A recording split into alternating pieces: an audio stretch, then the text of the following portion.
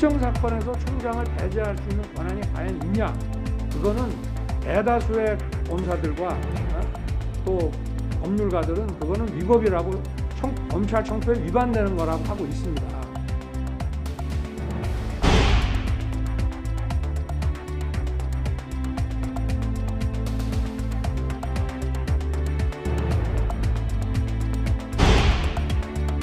건강 상태를 확인하셔서 충분히 건강하신 상황에서 예방접종을 받으셔야 된다는 말씀을 드리고요. 저를 비롯한 CJ 대한통운 경영진 모두는 지금의 상황을 엄중하게 받아들이며 재발 방지 대책에 전력을 기울이고 있습니다. 지금의 전세시장 불안정성을 좀 완화할 수 있는 혹시 정부가 할 수 있는 또 다른 그런 가능성이 있는지 대책의 어떤 여지가 있는지를 저희도 모색해보고 있고요.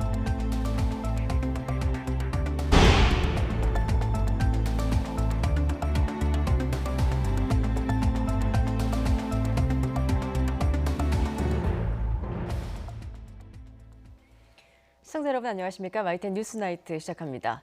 윤석열 검찰총장을 상대로 한 국정감사는 그야말로 작심 발언을 줄곧 토해낸 자리였습니다. 총장은 법무부 장관의 부하가 아니다. 수사 지휘권 행사는 부당하다면서 추미애 장관을 강도 높게 비판했는데요. 윤 총장은 어떤 압력이 있어도 소임을 다할 것이라면서 거취를 둘러싼 논란도 일축했습니다. 조상호 기자입니다.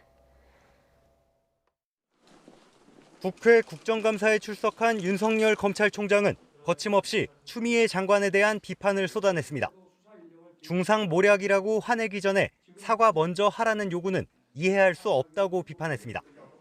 총장의 어떤 그 입장에 대한 강력한 비판인데 이 부분에 대해서는 따로 할 말이 없습니까?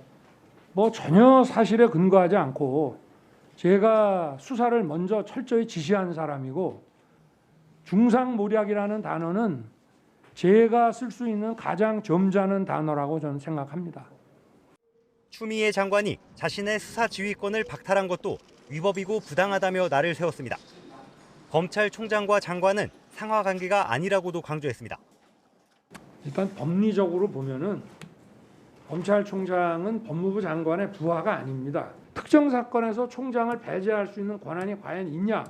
그거는 대다수의 검사들과 또 법률가들은 그거는 위법이라고 검찰청표에 위반되는 거라고 하고 있습니다. 추 장관이 지휘권을 발동한 근거 역시 상식에 맞지 않는다고 반박했습니다. 어마어마한 중형의 선고가 예상되는 그런 사람인데 이런 사람들의 그 어떤 그 얘기 하나를 가지고 총장의 지휘권을 박탈하고 또 뭐 검찰을 이렇게 공박하는 거는 그거는 정말 좀 비상식적이라고 저는 생각합니다. 다만 윤 총장은 법무부와 검찰이 혼란스러워지면 국민에게 피해가 갈 것을 우려해 법적으로 대응하지 않았다고 설명했습니다. 추 장관이 사퇴를 압박하는 것 아니냐는 질의에는 물러날 뜻이 없다는 입장을 분명히 밝혔습니다. 거취 문제는 아직 임명권자께서 말씀이 없기 때문에 또 임기라고 하는 거는 취임하면서 국민들과 한 약속이니까 어떤 압력이 있더라도 제가 할 소임은 다 할 생각입니다. 윤 총장은 임명장을 받을 당시 살아있는 권력도 철저히 수사하라고 당부한 문재인 대통령의 생각이 여전히 같을 거라고 본다고 말했습니다. 이어 힘 있는 사람에 대한 수사는 불이익을 각오하고 해야 하지만 불이익이 제도화되면 아무도 수사에 나서지 않을 수 있다며 이른바 특별수사통검사들이 요직에서 배제된 데 대해 불만을 드러내기도 했습니다. YTN 조성호입니다. 윤석열 총장은 여당을 향해서도 작심한 듯 쓴소리를 쏟아냈습니다. 윤 총장을 향해 선택적 정의라고 질타한 여당 의원을 향해 과거에는 자신을 이렇게 대하지 않았다고 한치도 물러서지 않은 건데요. 여당과 윤 총장의 기싸움 속에 야당인 국민의힘은 오히려 윤 총장을 응원하면서 공수가 뒤바뀐 듯한 모습을 보였습니다. 우철희 기자입니다. 더불어민주당에서 윤석열 때리기에 앞장선 건 과거 윤 총장을 정의로운 검사로 칭송했던 박범계 의원입니다. 관심 가지는 사건은 무한히 수사하면서 정작 서울중앙지검장 시절 옵티머스 사건에 대해서는 무혐의 처분을 내리는 이중적인 모습을 보였다고 강하게 비판했는데 윤 총장도 듣고만 있진 않았습니다. 너무나 우리 윤석열 총장 탄압은 어리어리 느낄 때 선택적 정의라고 생각합니다. 그것도 선택적 의심 아니십니까? 과거에는 안 그러셨지 않습니까? 과거에는 저에 대해서 안 그러셨지 않습니까? 윤 총장을 향해 여당은 전방위 공세를 펼쳤습니다. 답변이 좀 길어지자 태도 지적은 물론 하나를 물으면은 10개를 답을 합니다. 말을 바꿨어요. 저는 등산으로 잘못 들었습니다. 잠깐요. 위원장님, 저런 태도를 급기야 고성까지 난무했습니다. 검찰에서 수사하다가 사람을 패죽인 거 하고 또 이게 경우는 좀 다르지 않나 생각합니다. 김봉현 씨라고 조용히 하세요. 제 질문입니다. 제가 말한 태도가 그거예요. 국민의힘 분위기는 정반대였습니다. 답변 시간을 충분히 주는 건 물론 윤 총장에게 질의보다는 한마디로 고생이 많다는 응원을 보내는데 많은 시간을 할애했습니다. 그럼 제가 보면 우리 총장님이 이제 사기꾼 범죄만큼도 취급을 못 받는 것 같은 느낌이 들어요. 심지어 왜 살아있는 권력을 수사해서 문재인 대통령은 물론 정권의 눈밖에 났느냐는 말을 하면서 위로하기까지 했습니다. 살아있는 권력 수사하라. 그 말 고지고대로 믿으셨어요. 이 지금 날벼락 맞는 거 아닙니까? 그 빈말이에요. 그거 반어법이에요. 하지만 추미애와 윤석열 그리고 여와 야의 대치가 어느 때보다 치열했던 법제사법위 국정감사는 공방에만 그쳤을 뿐 한 발짝도 앞으로 나아가진 못했습니다. YTN 우철입니다. 대검찰청에 대한 국정감사에서는 정치적으로 민감한 개별 사건을 놓고도 공방이 오갔습니다. 조국, 추미애 전 현직 법무부 장관을 겨냥한 수사가 주로 도마 위에 올랐는데 윤석열 검찰총장은 자신이 조 전 장관의 낙마를 요구했다던 언론 보도에 대해서도 처음으로 입을 열었습니다. 이종원 기자입니다. 윤석열 검찰총장은 조국 전 법무부 장관에 대한 수사 당시 자신도 고심이 깊을 수밖에 없었다고 털어놨습니다. 조국 전 장관을 내정해가지고 임명하겠다라고 할 때 검찰총장이 압수수색을 수십여 곳에 대해서 한다라는 것, 그게 어떻게 해석되겠습니까? 이 수사를 해야 되는지 말아야 되는지에 대해서 저 개인적으로는 저도 인간이기 때문에 굉장한 번민을 했습니다. 윤 총장이 조 전 장관 낙마를 요구했다던 박상기 전 법무부 장관의 주장에 대해서도 처음으로 직접 입을 열었습니다. 조 전 장관 측 압수수색 당일 박상기 전 장관을 만난 건 사실이지만 취지가 왜곡돼 알려진 것이라고 반박했습니다. 어떻게 하면은 좀 선처가 될 수가 있겠냐라고 여쭤보셔서 만약에 여기서 그냥 사퇴를 하신다면 좀 조용해져 가지고 저희도 좀 일 처리하는데 계량과 룸이 좀 생기지 않겠나 싶습니다 하는. 이를 놓고 여야의 해석은 엇갈렸습니다. 이거 부정청탁 아니에요? 선처해달라고 한 거? 사건에 대해서 이야기를 주고받는 게 무슨 문제가 됩니까? 이게 무슨 청탁입니까?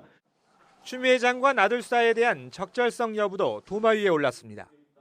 윤 총장으로부터 지휘를 일임받았다는 조남관 대검차장은 수사팀의 보완 수사를 요구했지만 결과적으로 무산됐다고 증언했습니다. 이게 보완 수사 지시 내린 사실은 있습니까? 예, 그렇습니다. 예, 어떠한 부분에 대해서 보완 수사 지시를 내렸죠? 구체적으로 뭐 설명드리긴 어렵습니다만 핵심 그 참고인의 진술이 좀 번복됩니다. 윤 총장은 추미애 장관 취임 이후 반복되는 검찰 인사 논란과 관련해서도 이런 식의 인사는 없었다며 과거보다 좌천성 인사가 더 심하다고 추 장관을 거듭 비판했습니다. YTN 이종원입니다. 윤석열 검찰총장은 민주당에서 사퇴하라는 말이 나왔을 때 흔들리지 말고 임기를 지키라는 문재인 대통령의 메시지가 있었다고 밝혔습니다. 윤 총장은 오늘 오후 국회 법제사법위원회 국정감사에서 지난 4월 총선 이후 민주당에서 사퇴하라는 이야기가 나왔을 때도 문 대통령이 적절한 메신저를 통해 흔들리지 말고 임기 동안 소임을 다하라고 말했다고 설명했습니다. 그러면서 임기 동안 할 일을 충실히 하는 것이 임명권자는 물론 국민에 대한 책무라고 생각하고 앞으로도 흔들림 없이 소임을 다하겠다고 강조했습니다. 대검 국정감사가 막 시작될 때쯤인 오늘 오전 라임 사건 수사를 총괄하던 박순철 서울 남부지검장이 전격 사퇴 의사를 밝혔습니다. 박 지검장은 정치가 검찰을 덮어버렸다며 정치권과 언론을 비판했고 추미애 장관의 수사지휘권 발동이 부당하다고도 지적했습니다. 이경국 기자입니다. 진행 중인 사건을 포함해서 추가 의혹이 제기된 사건 다 철저하게 수사하도록 하겠습니다. 김봉현 전 스타모빌리티 회장의 옥중 폭로로 각종 의혹이 불거진 뒤 국정감사에서 철저한 수사를 약속했던 박순철 서울 남부지검장. 하지만 사흘 만에 검찰 내부 게시판에 글을 올려 사퇴 의사를 밝혔습니다. 정치가 검찰을 덮어버렸다. 짤막한 문구로 시작하는 글은 추미애 법무부 장관 지휘권 발동에 부당함을 지적하는 내용이었습니다. 우선 박 지검장은 라임 수사와 관련해 윤석열 검찰총장의 지휘를 배제한 주요 의혹들은 사실과 거리가 있다고 말했습니다. 윤 총장 가족 사건 등에 대한 수사 지휘에 대해서도 선뜻 납득하기 어렵다고 비판했습니다. 김봉현 전 회장이 제기한 사건 은폐와 편향 수사 의혹도 조목조목 반박했습니다. 김 전 회장의 1,000억 원대 횡령과 사기가 본질이라며 로비 사건은 과정의 일부일 뿐이라고 강조했습니다. 검사의 비리 의혹은 폭로를 통해 처음 알았다면서도 야당 정치인 관련 수사는 격주마다 윤석열 총장에게 보고됐고 수사도 상당 부분 진척됐다고 설명했습니다. 지난 8월엔 수사 상황을 대검찰청에도 보고했다며 검찰이 내놓을 수사 결과를 믿어달라고 호소했습니다. 박 지검장은 정치와 언론이 각자의 프레임에 맞춰 정치검찰로 보이게 하는 현실이 안타깝다며 검사직을 내려놓겠다고 전했습니다. 추미애 장관은 중대한 시기에 검사장이 사의를 표명하게 돼 유감이라는 뜻을 밝혔습니다. 추 장관은 서울 남부지검 수사팀에 흔들림 없이 진실규명에 전념해달라고 당부했습니다. 또 수사지휘 체계의 공백을 최소화하도록 조만간 후속 인사를 단행하겠다고도 덧붙였습니다. YTN 이경국입니다. 김봉현 전 스타모빌리티 회장의 옥중 입장문이 파문을 일으킨 가운데 이강세 전 스타모빌리티 대표가 김봉현은 믿을 수 없는 사람이라고 강하게 비난하고 나섰습니다. 검찰과 정치권으로 관심을 돌려서 진흙탕 싸움을 만들려는 것이라고 깎아내렸습니다. 신준명 기자입니다. 김봉현 전 스타모빌리티 회장은 2차로 내놓은 자필 입장문에서 이강세 전 스타모빌리티 대표에게 활동비를 준 건 사실이라고 주장했습니다. 또 이 전 대표가 강기정 전 청와대 정무수석을 만난 것도 사실이라고 적었습니다. 하지만 이 전 대표 측은 믿을 수 없는 사람이라며 김봉현 전 회장의 주장을 반박했습니다. 이 전 대표 변호인은 김 전 회장으로부터 5천만 원을 받은 사실이 없다고 강조했습니다.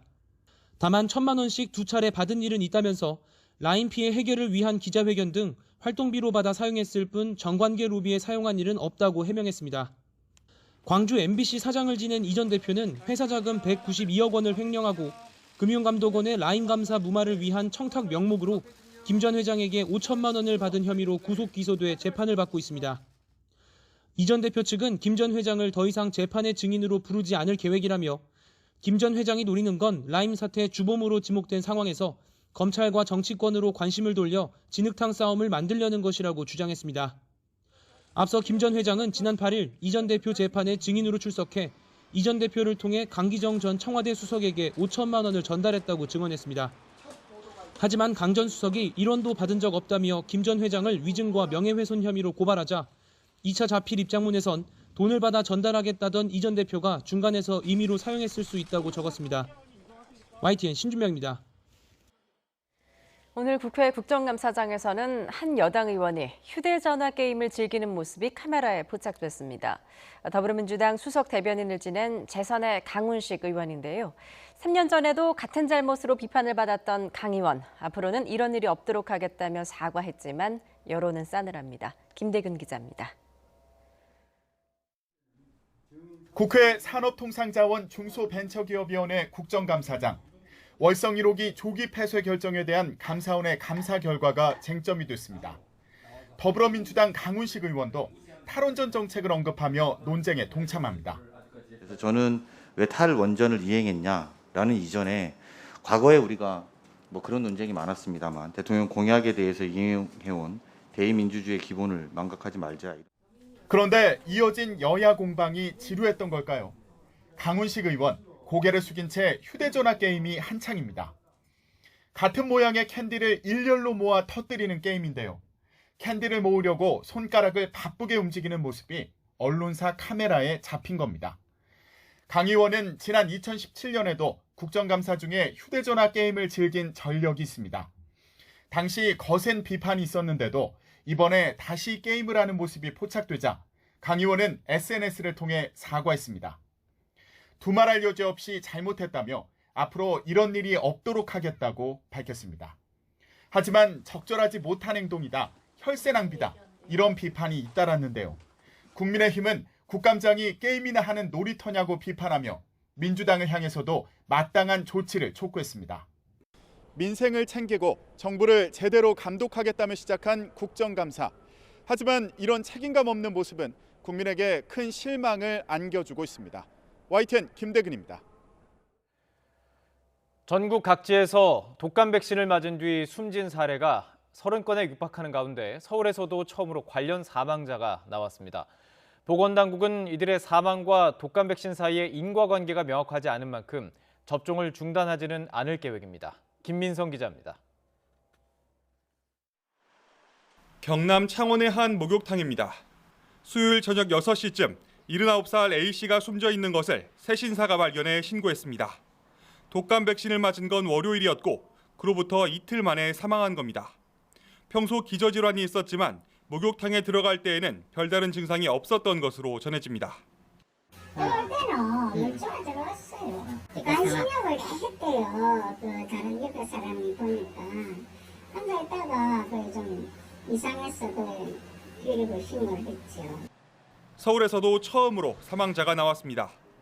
서울 삼성동 재활병원에 입원해 있다 지난 19일 이 병원에서 백신 주사를 맞은 80대 남성이 건강 상태가 악화돼 사흘 만에 숨진 겁니다. 독감 예방접종 후 사망한 사례는 지난 16일 인천 고교생을 시작으로 계속 늘어 20명을 훌쩍 넘었습니다. 서울과 인천 등 수도권에서 제주도까지 전국 지역을 가리지 않고 사망자가 잇따르고 있습니다. 사망자 대부분은 70대 이상 고령자로 기저질환을 앓았던 것으로 파악됐습니다. 보건당국은 백신 자체의 문제로 판명된 게 아닌 만큼 접종을 중단하지는 않을 계획입니다.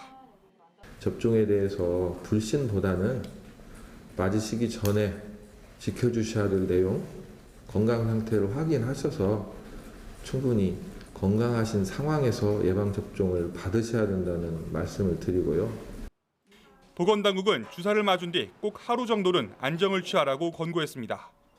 또 혼자 사는 노인이 독감 백신을 맞은 경우에는 다만 며칠이라도 마을회관이나 지인 등의 집에서 지내라고 덧붙였습니다. YTN 김민성입니다.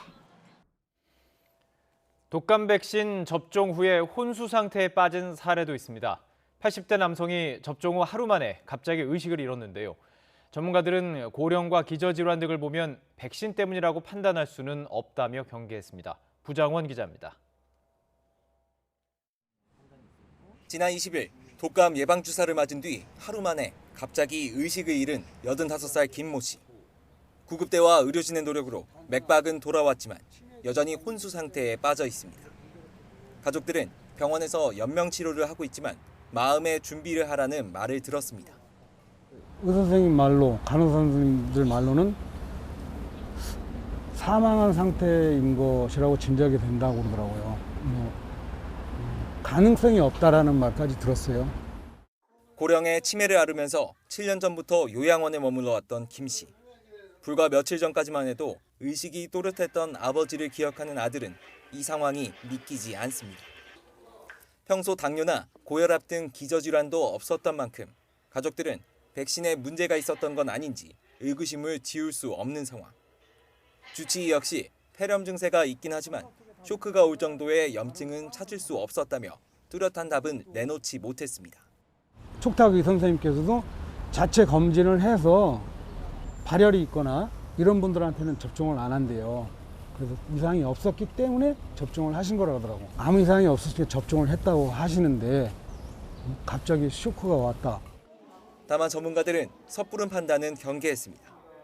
고령의 어르신들은 특별한 전조 없이 갑자기 증세가 나타나는 경우가 적지 않은 데다 백신 접종과 기저질환, 이상 반응과의 연결고리가 아직 분명하지 않은 점을 고려해야 한다는 겁니다. 확실히 백신 연관성은 이제 증명이 돼야 될 필요는 있긴 있지만 지금 상황에서 또 백신을 또 안 맞을 거냐 이 문제는 다른 문제여서 인과관계는 아직 불분명하지만 백신 주사를 맞은 뒤 숨지거나 이상 증세를 보이는 사례가 빠르게 늘어나고 있는 건 분명합니다. 가족들은 백신이 원인인지 그게 아니라면 납득할 수 있는 이유를 듣길 바랄 뿐입니다. YTN 부장원입니다. 독감 백신 관련 사망이 따르자 보건복지위 국감에서는 접종 중단을 놓고 여야가 공방을 벌였습니다. 정부는 백신과 사망 연관성이 낮다면서 접종을 계속하는 게 오히려 안전하다고 강조했지만 의협은 기자회견을 열고 일주일 유보를 권고하며 사실상 정부 입장을 반대했습니다. 이영원 기자입니다.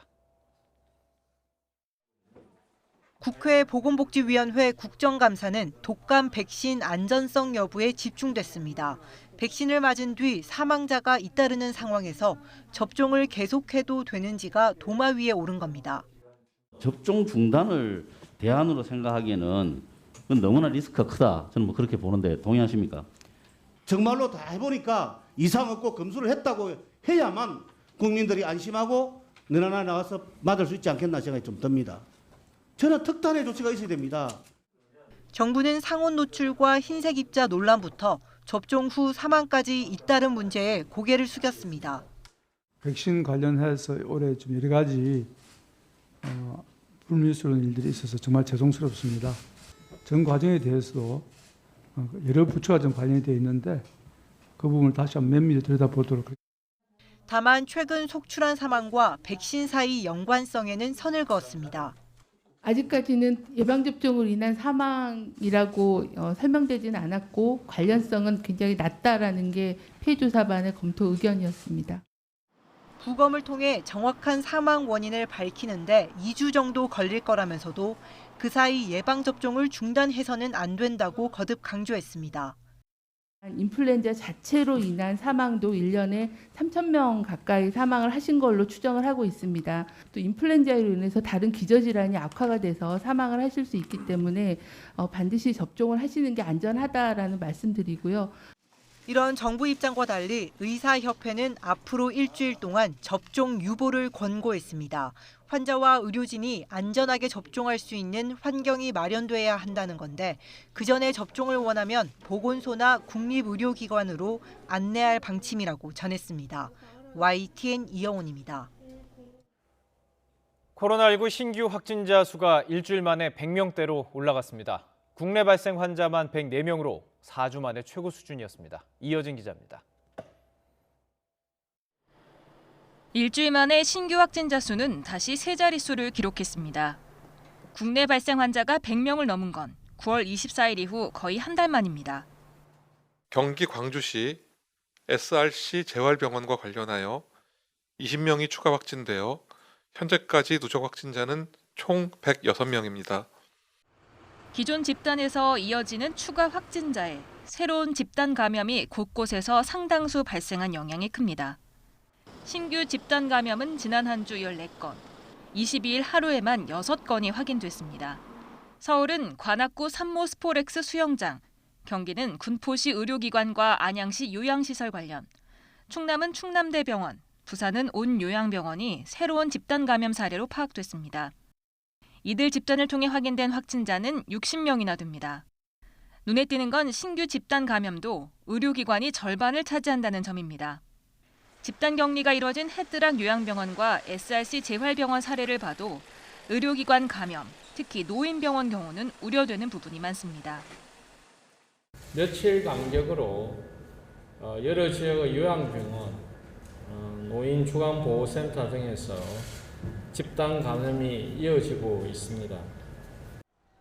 정부는 월요일부터 수도권 요양시설의 종사자와 이용자 16만 명에 대한 전수조사에 착수했는데 서울의 한 요양병원에서 종사자 1명이 확진된 것으로 나타났습니다. 서울 소재 병원 30개소 종사자 2,746명에 대해서 코로나19 검사를 시행하였으며 영등포구 소재 요양병원 종사자 1명이 확진되어 해당 병원에 방역 조치와 검사를 진행하고 있습니다. 전국 요양병원과 시설, 정신병원 8천여 곳에 대해서도 방역실태 종합점검이 이뤄지고 있어 시간이 갈수록 미처 점검하지 못한 곳에서 더 많은 확진자가 나올 가능성도 배제할 수 없습니다. YTN 이여진입니다. 택배 노동자들의 과로사가 잇따르고 있는 가운데 물류센터에서 화물 운송을 담당하던 30대가 숨진 사실이 알려졌습니다. 유족과 택배 노조는 사망 직전까지 장시간 노동에 시달렸다고 주장했습니다. 김지환 기자의 보도입니다. 수도권 택배 물량을 분배하는 장소인 CJ 대한통운 곤지암 허브 물류터미널. 수도권 최대 규모로 알려져 있습니다. 지난 19일 이곳에서 일하던 택배 노동자 39살 A씨가 야간 근무 중 지하 휴게실에서 쓰러져 숨진 채 발견됐습니다. 저녁에 있었거든. 낮에는 다음날 아침까지, 다음날 새벽에도 아침까지 노동법을 다 지키고 있고요. A씨는 물건들을 터미널로 옮기는 화물차를 운전하는 일을 했습니다. 추석 연휴엔 운송 물량이 50% 이상 많아져 근무 시간도 늘었던 것으로 전해졌습니다. 숨지기 직전인 지난 18일엔 무려 22시간을 근무했고 퇴근한 지 5시간 만에 다시 출근했다가 변을 당한 것으로 확인됐습니다. 7살, 4살 두 아이의 아빠였던 A씨. 유족은 불규칙한 야간 근무에다 장시간 노동을 한 것이 사망의 원인이 됐다고 주장했습니다. 보통 지금 한 3시, 4시쯤 오후에 들어와가지고 6시 뭐 이렇게 나가니까 뭐 2시간, 3시간 이렇게 뭐 잠 잔다고 볼 수도 없죠. 옷 갈아입고 그냥 씻고 그냥 그렇게 나가는 정도. A씨는 CJ 대한통운 하청업체 소속 노동자로 일했지만 계약상 개인 사업자로 돼 있어 산재보험에도 가입돼 있지 않았습니다. CJ 대한통운 측은 A씨가 3, 4년 전부터 지병으로 치료받고 있었다면서 과로사로 볼 수 없다는 입장입니다. 지병이 되셨어요. 그 심장 비대증이라고 정기적으로 검진도 받으셨고 약도 복용을 하셨고. 경찰은 국과수의 시신부검을 의뢰했습니다. 이 구두 소견은 심장증이 안 좋다는 결과가 나왔는데 정확한 결과는 최종적으로 약물까지 다 해서 마지막 결과 보고서가 나와야 되는데. 현재까지 과로사한 것으로 추정되는 택배 노동자는 올해만 모두 13명에 이릅니다. YTN 김지환입니다. CJ 대한통운이 최근 발생한 택배기사 사망에 대해 사과하고 작업 시간과 강도를 낮출 수 있는 대책을 시행하겠다고 밝혔습니다. 먼저 CJ 대한통운은 다음 달부터 택배 현장에 택배 분류 지원 인력 4,000명을 투입해 택배기사들의 작업 시간을 줄이기로 했습니다. 또 내년 상반기 안에 모든 택배기사가 산재보험에 가입하도록 하고 해마다 건강검진을 지원하겠다고 밝혔습니다. 화상을 입고 투병하던 인천 초등학생 형제 가운데 끝내 숨지고만 8살 동생의 빈소가 차려졌지만 유족들은 조문을 받지 않았습니다. 회복 중인 10살 형은 아직 동생이 떠난 소식을 듣지 못했다고 합니다. 정현우 기자의 보도입니다. 흰색, 보라색 리본이 초등학교 운동장 한쪽 가득 걸려 있습니다.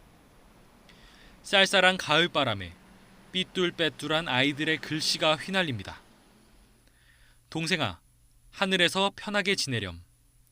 거기선 아프지 마. 화재로 중화상을 입고 한 달가량 치료받다 끝내 눈을 감고만 8살 A군을 위해 같은 학교 친구들이 추모 리본을 하나하나 매달았습니다. 추모의 글쓰기 이런 것들. 추모 행사를 하면은 리본 만들기라든가 글쓰기라든가 이런 활동들을 해요. 인천의 한 병원에 마련된 빈소는 조용했습니다. 유가족이 가족 외에 외부인 조문을 받지 않기로 해 오가는 발길이 거의 없었습니다. 튜브 없이 미음을 삼키고 엄마를 부를 정도로 한때 회복했던 아이. 외할아버지와 영상통화를 하기도 했지만 다시 상태가 나빠져 하늘로 떠나고 말았습니다. 가족들은 가슴 아파하며 눈시울을 붉혔습니다. 엄마 애들은 너무 힘들게 상대가 부어서 말도 하고 했었어요. 싸움은 걱정은 안 했었거든요. 동생과 항상 붙어 다녔던 10살짜리 형은 혼자서 온라인 수업을 들을 수 있을 정도로 호전됐습니다. 하지만 아직 동생의 소식은 듣지 못했습니다. 가족들이 참아 말하지 못한 겁니다. 관리가 안 되죠. 수시로 체크를 하고 있고요. 아이가 지루하니까 좀 게임이나 이렇게 할 때만 핸드폰을 주고 그 밖에 할 때는 해소하죠. 인천 형제를 후원한 단체들은 3억 원 가까이 모인 기부금으로 동생의 장례비와 홀로 남은 형의 치료와 교육비를 지원할 계획입니다. YTN 정현우입니다. 미 대선 후보들의 마지막 TV 토론이 내일 오전 개막합니다. 대선을 12일 앞두고 부동층 표심을 잡기 위한 트럼프 대통령과 바이든 후보 간 불꽃 공방이 예상이 되는데요. 주요 관전 포인트 조수연 기자가 소개합니다. 트럼프 대통령과 바이든 후보의 마지막 TV 토론은 테네시주 벨몬트대에서 열립니다. 미 동부 시간 22일 밤 9시부터 90분 동안 진행되는데요. 사회를 맡은 NBC 방송 크리스틴 웰커가 6가지 주제를 제시했습니다. 코로나19 대응과 미국 가정, 인종, 기후변화, 국가안보, 그리고 리더십입니다. 각 주제당 15분씩 배정돼 양측이 2분씩 답변하고 토론을 이어가는 방식입니다. 1차 토론 당시 끼어들기와 비방이 난무했던 상황이 되풀이되지 않도록 두 후보가 얼마나 절제력을 발휘할지 주목됩니다. 후보들의 태도와 자세, 표현력 하나하나가 부동층 표심에 영향을 미칠 수 있기 때문입니다.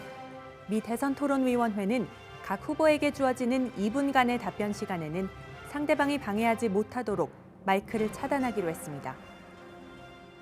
6개 주제 가운데 우리로서는 국가안보에 가장 관심이 쏠립니다. 양측의 전반적인 외교안보 기조에 관한 발언이 예상되는데 한반도 관련 언급이 나올 수도 있습니다. 구체적인 대북 노선을 드러낼지도 지켜볼 부분입니다. 올해 미국 사회는 코로나 사태와 인종 갈등이 맞물린 전례 없는 혼돈 속에서 대선을 치르게 됐습니다. 이 상황을 잘 안정화시켜 이끌어 나갈 적임자가 누구일지에 대한 미국민의 판단이 백악관의 새 주인을 결정할 것으로 보입니다. YTN 조수연입니다. 국방부와 미군이 고고도 미사일 방어 체계, 즉 사드가 배치된 경북 성주기지에 공사 장비를 반입했습니다. 이 과정에서 장비 진입을 막으려는 주민과 경찰이 출동해서 주민 2명이 다쳤습니다. 이윤재 기자가 보도합니다. 사드 기지를 앞에 둔 마을 입구, 사드 배치를 반대하는 주민과 시민단체 회원들이 사다리에 몸을 묶은 채 앉았습니다. 국방부와 주한미군이 기지로 공사 장비를 반입한다는 소식에 길을 막은 겁니다. 어떠한 공사 장비도 반입할 수 없다는 걸 입장을 가지고 지금 작은 인원이라서 불안합니다만은 끝까지 이 자리를 지킬 예정입니다. 주민과 경찰의 대치 끝에 해산 조치가 시작됐고 예, 집회 및 시위에 관한 법률 제20조 제1항 제3호에 따라 해산 명령을 바랍니다. 주민을 에워싸 끌어낸 끝에 1시간여 만에 마무리됐습니다. 이 과정에서 주민과 경찰의 충돌에 2명이 다쳤습니다. 흩어진 주민들은 정부가 환경영향평가도 받지 않은 채 사드 기지를 계속 운영하고 있다며 반대 목소리를 높였습니다. 임시 배치라고 이야기하면서 끊임없이 배치 절차를 진행하고 있습니다. 문재인 정부 생활 개선이라고 이야기하지만은 결국 사드 완성을 위한 기지 공사일 뿐입니다. 충돌 끝에 기지로 반입된 장비는 덤프트럭과 중장비 등 차량 30여 대. 국방부는 지난 5월처럼 사드 성능 개량을 위한 장비는 없었다고 설명했습니다. 기초 생활물자와 관련된 것들, 그리고 건축 폐기물, 또 생활 쓰레기 이런 것들 반출하기 위한 차량, 이런 것들이 들어가는 거지 성능 개량을 하기 위한 거는 없습니다. 지난 2017년 논란 끝에 배치돼 3년 가까이 운영되고 있는 사드. 장비 반입 때마다 정부와 주민 사이 충돌이 반복되고 있지만 뾰족한 해결책을 찾지 못한 채 갈등의 골만 깊어지고 있습니다. YTN 이윤재입니다. 오늘 서울 등 수도권에 올가을 첫 황사가 나타났고 164일 만에 미세먼지 주의보까지 내려졌습니다. 밤사이 황사는 사라지겠지만 경기와 영서지방에는 올가을 첫 한파주의보가 발령됐습니다. 정혜윤 기자의 보도입니다. 서울 하늘이 뿌옇게 변했습니다. 스모그에 중국 내몽골과 고비 사막에서 발원한 황사가 가세하며 나타난 현상입니다. 서울과 경기 일부의 미세먼지 농도는 오후 한때 150마이크로그램을 웃돌았고 지난 5월 11일 이후 164일 만에 미세먼지 주의보까지 발령됐습니다. 여기에 입자가 훨씬 작은 초미세먼지도 나쁨 수준을 보이며 올가을 최악의 대기질을 기록했습니다. 하지만 황사와 초미세먼지는 오래가지 못하고 밤사이 모두 사라질 것으로 보입니다. 북서쪽에서 남아한 찬 공기가 미세먼지를 밀어낼 것으로 보이기 때문입니다. 금요일 날 우리나라의 대기질은 북쪽에서 차갑고 청정한 북서 기류가 내려오면서 전 권역에서 평소 수준을 되찾을 것으로 예상하고 있습니다. 공기는 깨끗해지지만 밤사이 기온이 크게 떨어지며 매서운 가을 추위가 찾아오겠습니다. 서울 기온이 영상 5도 아래에 머물며 올가을 들어 가장 쌀쌀하겠습니다. 특히 기온이 10도 이상 하강해 0도 안팎의 추위가 예상되는 경기 북부와 영서에는 올가을 첫 한파주의보가 발령됐습니다. 북서쪽에서 매우 찬 공기가 밀려들면서 전국 대부분 지역의 아침 기온이 5도 내외로 떨어지겠고 바람도 강하게 불어 체감 온도는 더욱 낮아 죽겠으니 건강관리에 유의하기 바랍니다. 때이른 추위는 주말까지 이어진 뒤 휴일 낮부터 누그러질 전망입니다. YTN 정혜윤입니다. 전세난이 전국으로 확산하는 모양새입니다. 전국 아파트 전세값이 5년 6개월 만에 최대폭으로 상승해 불안한 모습이 이어지고 있는데요. 정부는 전세 불안을 해결하기 위해 대책 마련에 나섰지만 뾰족한 대안은 없는 상황입니다. 백종규 기자의 보도입니다. 서울 송파구에 있는 대단지 아파트입니다. 전용 면적 85제곱미터 전셋집이 9억 원에서 11억 원 사이에 거래되고 있습니다. 그런데 최근 전세난이 심화하자 집주인이 원하는 전셋값은 14억 원까지 치솟았습니다. 저금리 장기화와 새 임대차법 시행 등의 이유로 전세 재계약이 늘고 실거주 요건 등이 강화되면서 매물은 줄고 전셋값은 상승하는 상황이 이어지고 있는 겁니다. 서울 전셋값은 이번 주 0.08% 올라 상승세가 69주째 이어졌습니다. 수도권 아파트도 전셋값 오름세가 계속되면서 0.21%의 상승률을 기록해 63주 연속 가격이 올랐습니다. 이런 현상은 수도권에 그치지 않고 전국으로 확산하고 있습니다. 이번 주 전국 아파트와 지방 아파트 전셋값은 각각 0.21% 올랐는데 전국은 5년 반 만에, 지방 아파트 전셋값은 7년 6개월 만에 최대폭으로 가격이 상승했습니다. 지방에서도 집주인들이 4년 앞을 내다보고 전셋값을 올리고 있고 가장 높게 거래된 가격에 전셋값이 키를 맞춰가는 현상이 나타나고 있는 것으로 풀이됩니다. 과도기 국면에서의 진통으로 이해하실 필요가 있는데요. 이런 상황을 완화하기 위해서는 공공주도의 양질의 전월세 물량 공급이 꾸준히 이어질 필요가 있습니다. 상황이 이렇자 정부는 전세난 해결을 위한 대안 찾기에 나섰습니다. 명확한 해결책은 공급을 늘리는 방법이지만 당장 입주할 수 있는 양질의 물량을 곧바로 마련하는 것은 현실적으로 불가능한 상황입니다. 지금의 전세시장 불안정성을 좀 완화할 수 있는, 혹시 정부가 할 수 있는 또 다른 그런 가능성이 있는지, 대책의 어떤 여지가 있는지를 저희도 모색해보고 있고요. 섣부르게 24번째 부동산 대책을 내놨다가 시장 상황이 더 악화할 수 있어 정부로서는 대책 마련에 고심에 고심을 거듭할 수밖에 없는 상황에 놓였습니다. YTN 백종규입니다. 텔레그램 성착취 사건으로 기소된 박사방 운영자 조주빈에게 검찰이 1심에서 무기징역을 구형했습니다. 검찰은 피해자들이 엄벌을 탄원하고 있다고 강조했습니다. 강혜경 기자의 보도입니다. 이른바 텔레그램 성착취 사건으로 사회적 공분을 불러일으킨 박사방 주범 조주빈의 1심 재판 절차가 마무리됐습니다. 검찰은 조주빈 등 박사방 회원 6명의 결심 공판에서 조 씨에게 무기징역을 선고해달라고 재판부에 요청했습니다. 함께 기소된 전직 거제시청 공무원 등 성인인 공범 4명에게는 징역 10년에서 15년을, 미성년자인 태평양 이모군에게는 징역 장기 10년에 단기 5형을 각 구형했습니다. 검찰은 조 씨 등이 전무후무한 성폭력 범죄 집단을 만들어 사회를 충격에 빠뜨렸고 피해자들이 엄벌에 처해달라고 눈물로 호소하고 있다고 강조했습니다. 피해자들도 변호인을 통해 낸 탄원서에서 잊을 수 없는 피해를 안고 살아가야 한다며 거듭 엄벌을 촉구했습니다.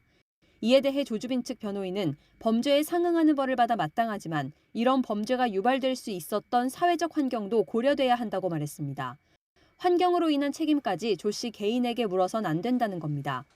직접 발언 기회를 얻은 조주빈도 벌을 달게 받을 것이고 피해자들에게도 사죄하고 싶다며 인생을 바쳐 잘못을 갚아나가겠다고 눈물로 호소했습니다. 재판이 끝난 뒤에는 아버지가 대신해 고개를 숙였습니다. 제 자식이 사회적으로 큰 무리를 일으키고 또 피해자분들께 엄청난 피해와 아픔을 준 것에 대해서 애비로서 진심으로 사죄를 드립니다. 앞서 검찰은 조주빈 등을 아동 청소년 등을 상대로 성착취물을 촬영해 판매 유포한 혐의로 재판에 넘겼고 이후 조 씨가 범죄 집단을 조직해 방대한 성착취물을 제작 유포한 것으로 보고 범죄단체 혐의로 추가 기소했습니다. 1심 선고는 다음 달 26일 오전 10시에 내려집니다. 재판부가 박사방을 범죄 집단으로 인정해 구성원 모두에게 중형을 선고할지 관심이 쏠리고 있습니다. YTN 강희경입니다.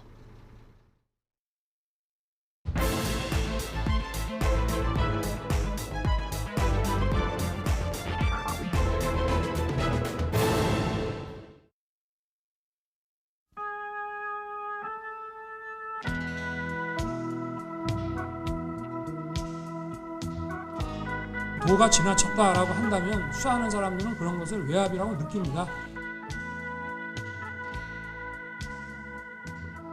이런 사람들의 그 어떤 그 얘기 하나를 가지고 총장의 지휘권을 박탈하고 또 뭐 검찰을 이렇게 공박하는 거는 그거는 정말 비상식적이라고 저는 생각합니다.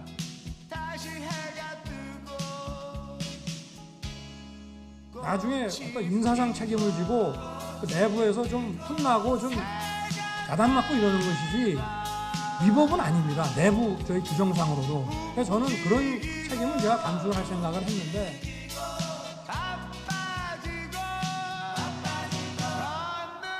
그 시간이 갈수록 아마 좀 이런 부분에 대해서 과거보다는 조금 더 상황이 안 좋아지는 것 같습니다. 참 이 정치와 사법이라고 하는 것은 그렇게 바뀌는 게 없구나. 내가 왜 그렇게 그냥 편하게 살지 이렇게 개인적으로 이렇게 살아왔는지에 대한 그런 생각도 많이 듭니다. 솔직한 말씀.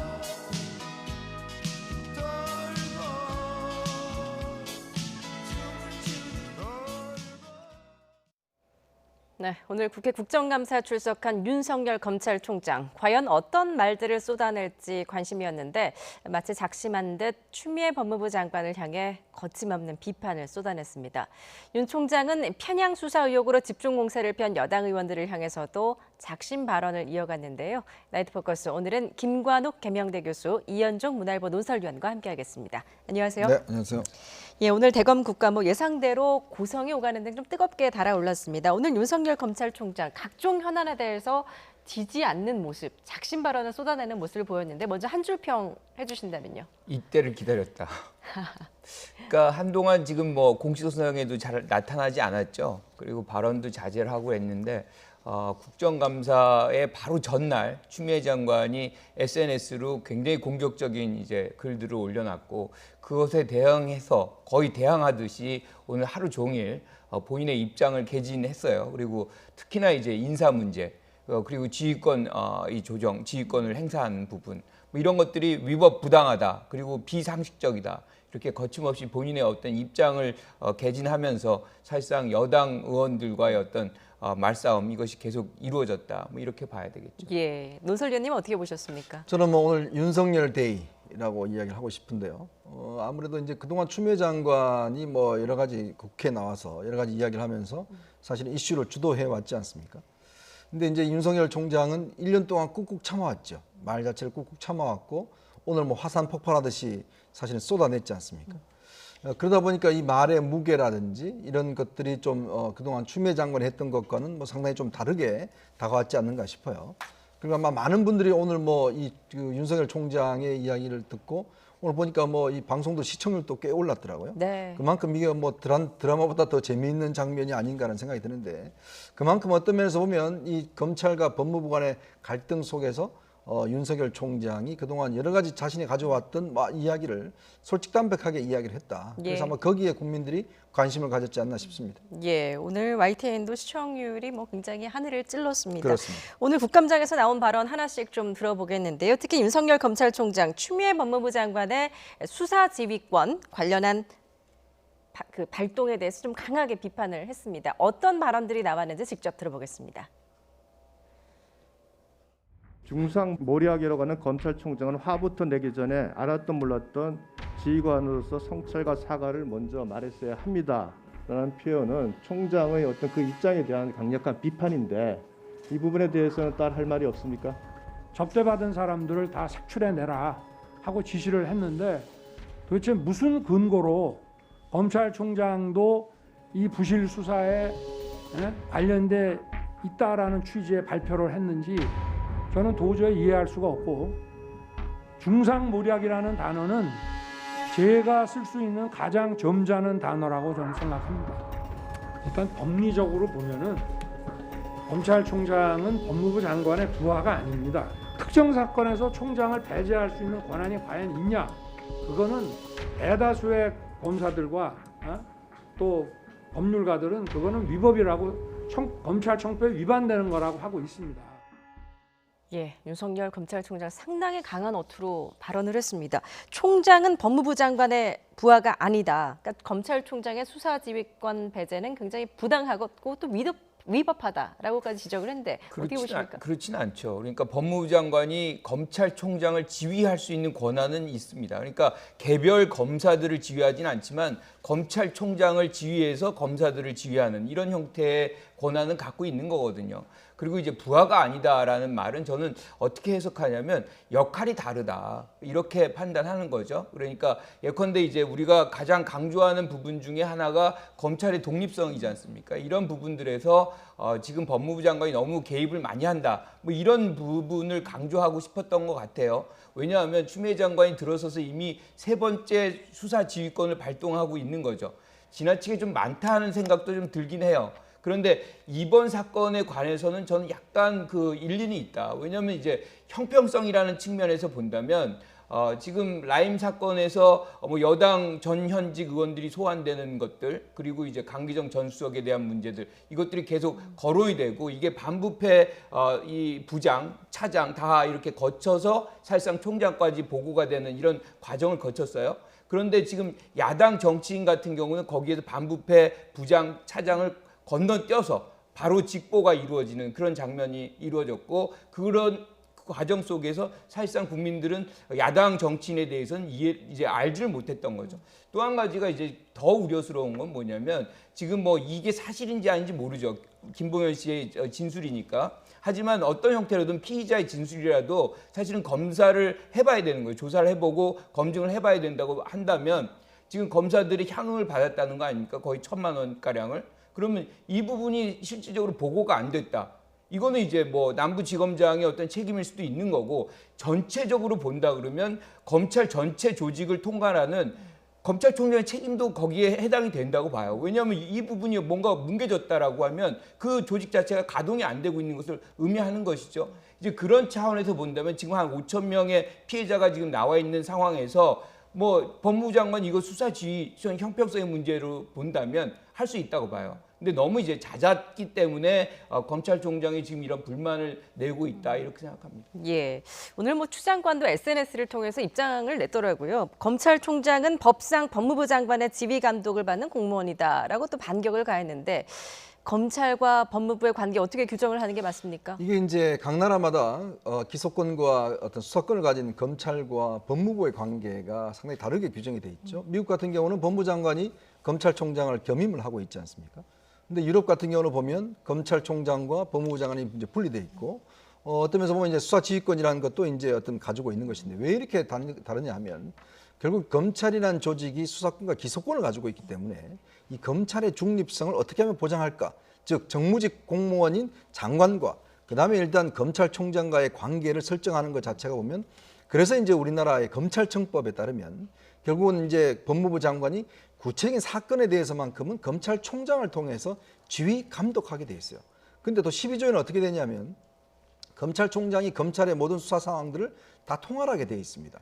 자, 그러면 지금 예를 들어서 수사 지휘를 한다는 게 아시겠지만 예전에 천정배 장관이 이제 그 강정구 교수 같은 경우 보면 이 강정구 교수의 어떤 사법 처리 방향, 즉 불구속이냐 구속이냐 이 부분을 이제 구체적으로 그럼 원래는 검찰이 구속하려고 그러는데 그걸 불구속을 해라 이렇게 해서 지휘를 한 거거든요. 근데 이번에 추미애 장관이 한 걸 보면 자, 당신은 라임 사건 전체에 대해서 개입하지 마 이렇게 된 거예요.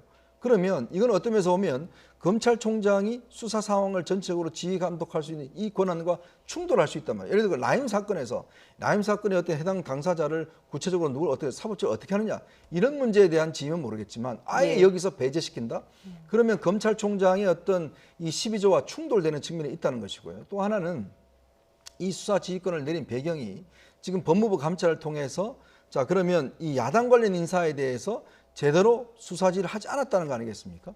근데 지금 박순철 남부지검장 이야기라든지 지금 이야기를 보면 직보를 했고 자, 수사지를 내렸고 자, 국감에서 이런 이야기가 나올 수 있으니 이 부분에 철저히 조사해라. 오늘 또 이야기를 했지만 거의 대부분 조사가 다 끝났다는 거 아닙니까? 계좌 추적했고 그다음에 어떤 면에서 보면 이제 마지막 단계만 남았다는 거 아니겠어요? 그렇다면 그 법무부 장관이 이 어떤 수사지휘권을 발동하게 된 배경이 이 사안에 대해서 제대로 수사지휘를 안 했다는 것인데 그럼 제대로 수사지휘를 안 했다는 증거가 어딨냐? 근거가 뭐냐라는 거거든요. 자, 이런 근거를 제시하지 않고 그냥 막연하게 수사 의혹이 있다라고 해서 수사지휘를 하지 못하게 한다는 게 그게 이제 윤 총장 입장에서는 도저히 이해하지 못하겠다는 거 아니겠습니까? 그렇다면 그동안 검사의 어떤 이 문제도 이게 진술이 나온 게 아니라는 게 아니지 않습니까? 당연히 수사팀도 몰랐고 지검장도 몰랐고 당연히 검찰총장이 몰랐겠죠. 그러면 이 부분에 대해서만큼은 검찰총장의 책임을 묻는다는 거는 이거는 무리한 게 아니냐는 지적인 거예요. 즉, 이 법무부 장관이 수사지휘권을 발동한 배경, 그다음에 그 이유 자체가 명확치 않기 때문에 윤 총장 입장에서 이거는 상당히 부당한 지휘다라고 이야기를 하고 있는 겁니다. 예, 윤 총장. 그래서 이제 추 장관이 검찰 지휘관으로서 사과와 성찰 요구를 하면서 강하게 비판한 것을 또 반격을 가했는데 중상모략이라는 표현은 제가 쓸 수 있는 가장 점잖은 단어다. 이렇게 하면서 라임 사건을 소극적 지시했다라는 지적에 반박했습니다. 그러니까 거기에 동의하지 않는다는 거죠. 본인은 스스로가 이제 최선을 다해서 지금 수사를 하고 있는 거다 이렇게 얘기를 하는 건데 사실 우리가 이 라임 사건이 시작된 것이 작년 7월 달에 이게 이제 고발이 되고 이 실질적인 어떤 수사의 시작은 이번 2월 달부터 된 거예요. 그러면 지금 10월 말이면 거의 8개월이 진행이 된 겁니다. 그러면 어느 정도 윤곽이 드러나고 거의 마무리가 돼야 되는 이런 과정이 있음에도 불구하고 이런 것들이 너무 길게 늘어진 부분은 충분히 검찰의 어떤 이 만족할 수 없는 그런 부분 중에 하나라고 생각을 해요. 그러니까 그런 차원에서 본다면 검찰총장의 입장에서는 뭐 어떤 형태로든 완성도 있는 수사를 만들어야 내겠지만 그래도 신속하게 처리 못한 것은 분명하거든요. 그리고 이런 과정 속에서 이제 뭐 예컨대 지금 피의자의 어떤 진술이 다른 것들이 마구 나오고 있는 부분들 이런 것들이 실질적으로 수사에서 55회, 59회 이렇게 조사를 했음에도 불구하고 결과적으로는 이 수사에 어떤 반영이 안 되는 이런 차원들이 이제 아마 추미애 장관에게는 일정 부분 공격의 명분으로 작용을 한 것 같아요. 그래서 이제 그런 차원에서 공격이 된 것이고 그거를 이제 하나의 어떤 이 대응하는 그런 차원에서 이런 언사를 이제 행하는 것인데 국민들이 보는 입장에서는 그렇습니다. 지금 뭐 추미애 장관이나 윤석열 총장이나 이런 어떤 왔다 갔다 하는 이런 갈등이라는 것이 굉장히 불편한 것이거든요. 빨리 실질적으로 뭐가 진상이었던 것이고 뭐가 잘못돼서 이런 일이 벌어진 것이고 누가 책임이 있는지 그리고 이 피해자들을 어떻게 구제해 줄 것인지 이런 문제에 집중해야 되는데 여기 책임 공방만 계속되고 정치적인 어떤 책임을 서로 떠넘기는 이런 장면만 계속된다는 것은 국민들의 입장에서는 굉장히 불만스러울 수밖에 없다 이렇게 봅니다. 예, 지금 김봉현 전 스타모빌리티 회장의 옥중 입장문이 지금 굉장히 파장을 일으키고 있는데 전날 그 제2차 옥중 편지를 공개를 했습니다. 그러면서 술 접대를 받은 검사들 중 일부가 윤 총장 사람이다. 또 이런 취지의 진술을 했는데 윤 총장 사기꾼 말을 믿고 수사 지휘권을 발동하는 건 비상식적이다. 또 이렇게 발언을 하기도 했습니다. 이 부분은 직접 듣고 오시죠.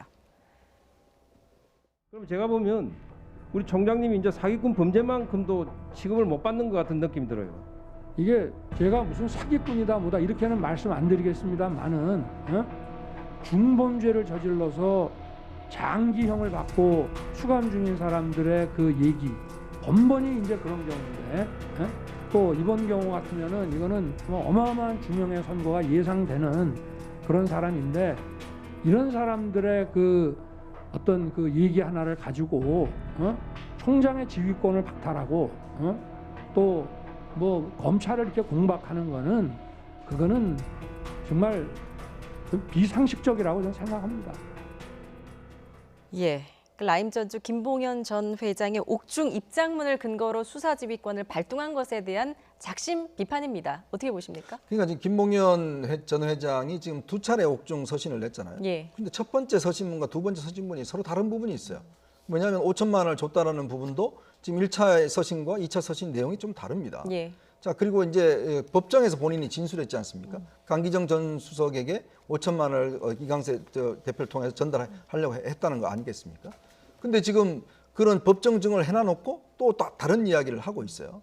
자, 그러다 보니 이 진술이 나올 때는 추미애 장관은 뭐라고 했습니까? 사실이 아닌 것으로 알고 있다라고 별로 이거 어떤 면에서 보면 별로 그렇게 신빙성을 두지 않았어요. 근데 야당 인사 이야기 나오니까 바로 이제 예를 들어서 감찰을 발동을 해서 수사를 하게 됩니다. 그러니까 거기서부터 일단 의심을 사는 거죠. 왜 그러면 여당 인사가 나올 때는 그냥 이게 사실이 아닌 것처럼 이야기를 하다가 야당 인사가 나오니까 바로 감찰에 들어가느냐의 이제 문제. 그렇다면 지금까지 추미애 장관이 한 이 수사지휘권 3건을 보면 한명숙 지금 전 총리 같은 경우도 보면 지금 구속되어 있는 20년형을 선고받은 사람의 말을 듣고 지금 감찰을 했습니다. 지금 4개월째 감찰 결과 아무것도 안 나오고 있어요. 자, 그리고 지금 채널A 사건 같은 경우도 마찬가지죠. 이것도 또한 어떤 면에서 보면 전과 오범인 사람의 이야기를 듣고 지금 감찰권을 발동했는데 이것도 결국 검은 유착이 있었습니까? 결국 못 밝혀낸 거 아니겠습니까? 이번 건도 마찬가지예요.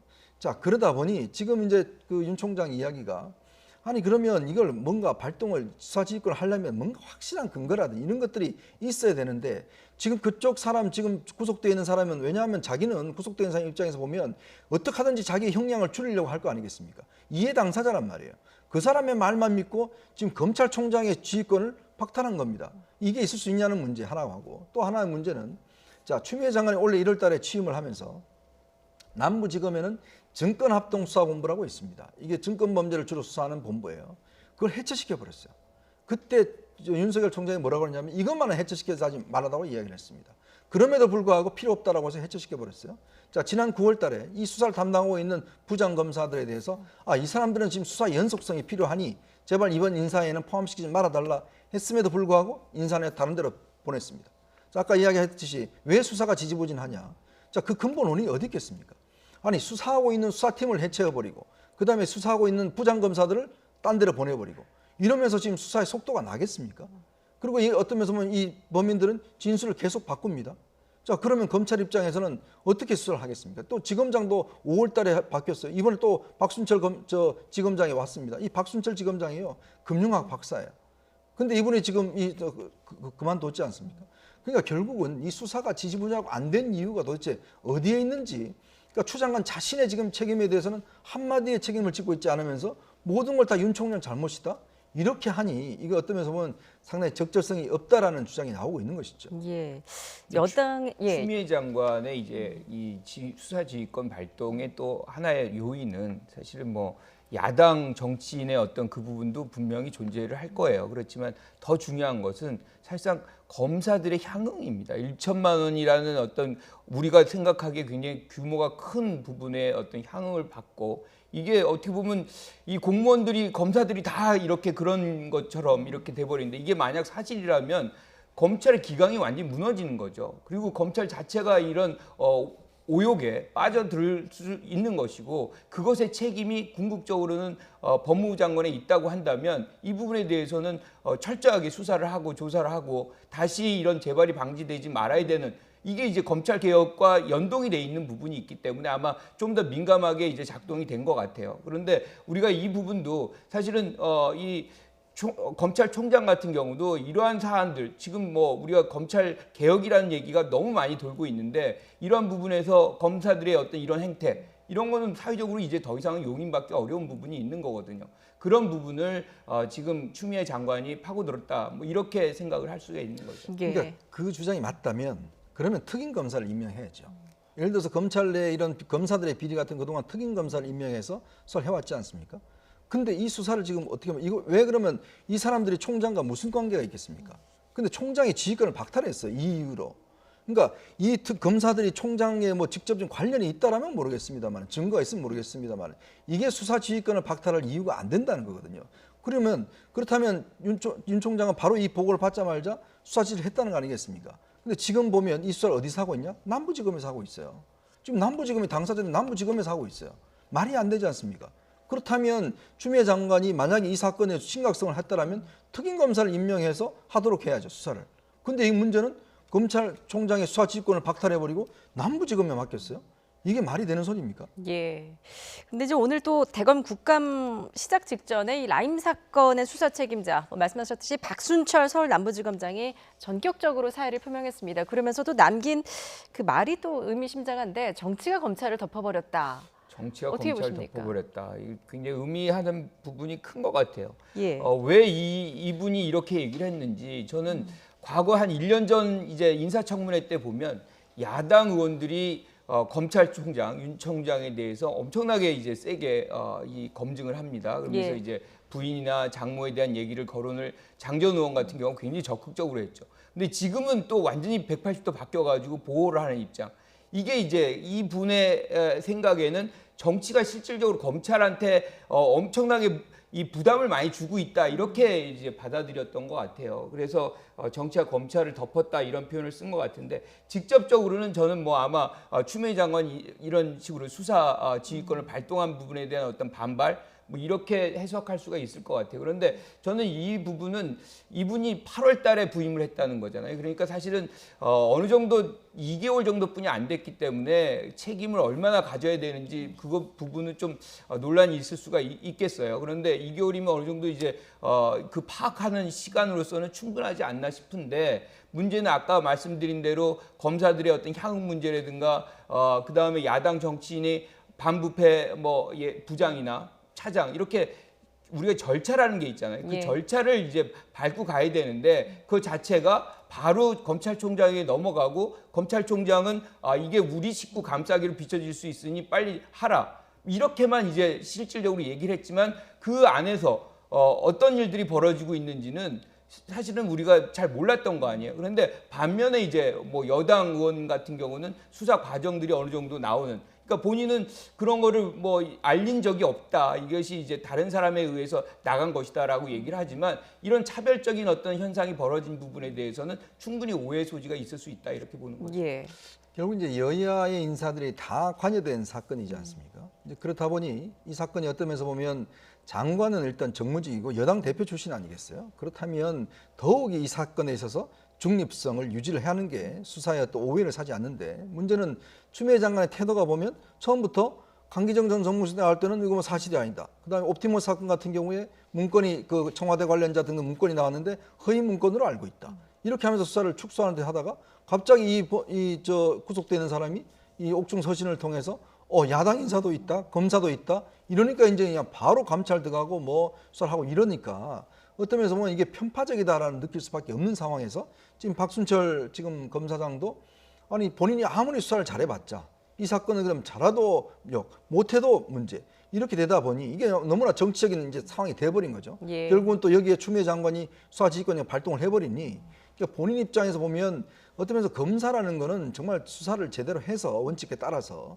해야 되는 것인데, 뭘 하더라도 일단 오해받을 수밖에 없는 것이고, 또 내부적으로 보면 지금 검사들이 이 문제와 관련해서 많은 오해를 받고 있고 또 있으니, 어떤 면에서 보면 본인의 입장에서는 이거는 결단해야 될 시기가 된 것 같다. 즉 정치가 이렇게 자꾸 검찰을 어떤 덮어버리면 국민들이 정말 바라는 수사. 네. 지금 이 수사는요 5천 몇백억 달하는 지금 손해과 함께 수천 명의 피해자가 있습니다. 그럼 이 사람들이 빨리 수사해서 그 돈을 찾아서 빨리 이분들한테 손해를 메꿔주는 게 어떤 면에서 국가 검찰이 제일 해야 될 일이 아니겠습니까? 근데 문제는 지금 여야의 싸움으로 지금 가버린 거예요. 검사들 문제, 그다음에 여야 정치인의 문제로 가버리니 피해자들 입장에서 보면 언제 내 돈을 찾아줄 거라는 대한 지금 걱정을 하는 거 아니겠습니까?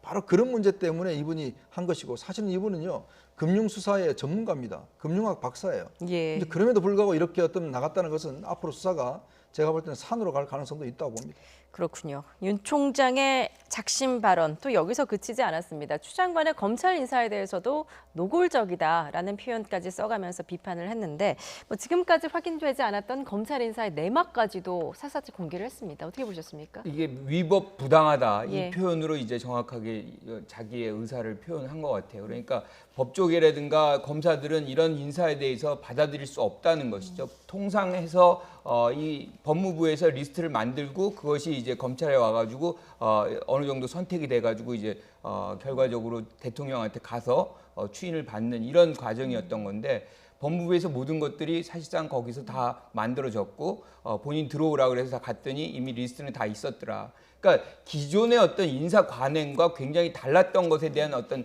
그 당혹스러움이 그 안에 묻어나는 것 같아요. 그런데 저는 이 부분도 사실은 추미애 장관이 이런 식으로 인사 시스템을 바꿀 거면 공개적으로 보다 더 투명하게 우리가 어느 방향으로 바꿀 것이다라는 것을 먼저 공개를 하고 그런 부분에서 검찰이 협조도 얻어내고 충분한 이런 과정을 거칠 수 있는 시간도 충분히 있었고 그 가능성도 충분히 있었음에도 불구하고 이렇게 검찰을 배제하는 듯한 행위를 한 것은 오해 살 소지가 충분히 있는 거죠. 왜 불필요하게 인사를 이렇게 할 필요가 없는 겁니다. 어쨌든 인사권자는 대통령이고 제청권자는 장관이라고 한다면 충분히 뭐 의견을 다 받아가지고 거기서 자신의 의견을 많이 거기 담아낼 수가 있는 것이거든요.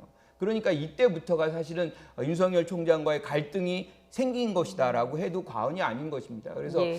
이런 법무장관으로서는 아까 뭐 부하가 아니다, 부하다 뭐 이런 얘기가 있었지만 만약에 부하라고 생각한다 그러면 더 품어주고 포용해서 의사를 받아들이고 뭐 이런 과정을 거쳤다면 이런 불필요한 논란이 있을 수가 없는 것이죠. 예.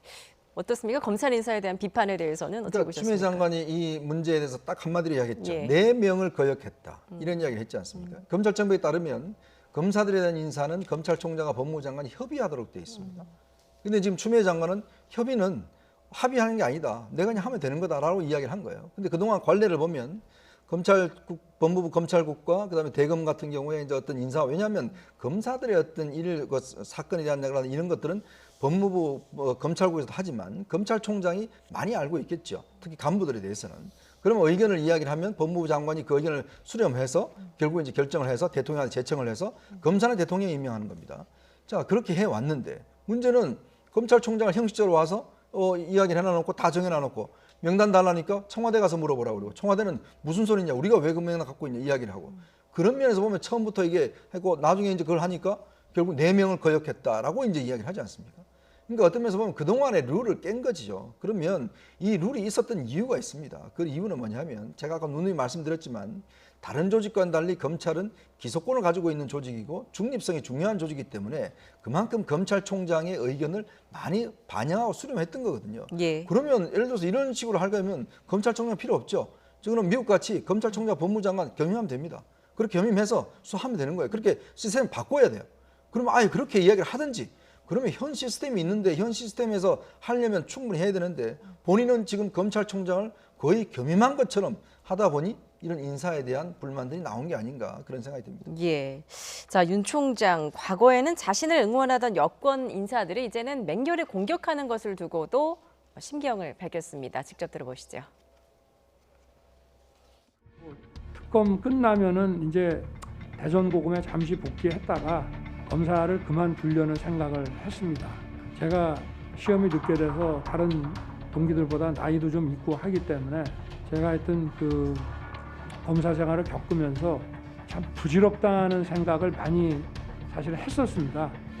근데 참 어떻게 하다 보니까 이 자리까지 왔는데 그리고 이 자리가 무겁고 국민들에 대한 어떤 책임이 있기 때문에 최선을 다하고는 있습니다만은 참 이 정치와 그 사법이라고 하는 것은 크게 바뀌는 게 없구나.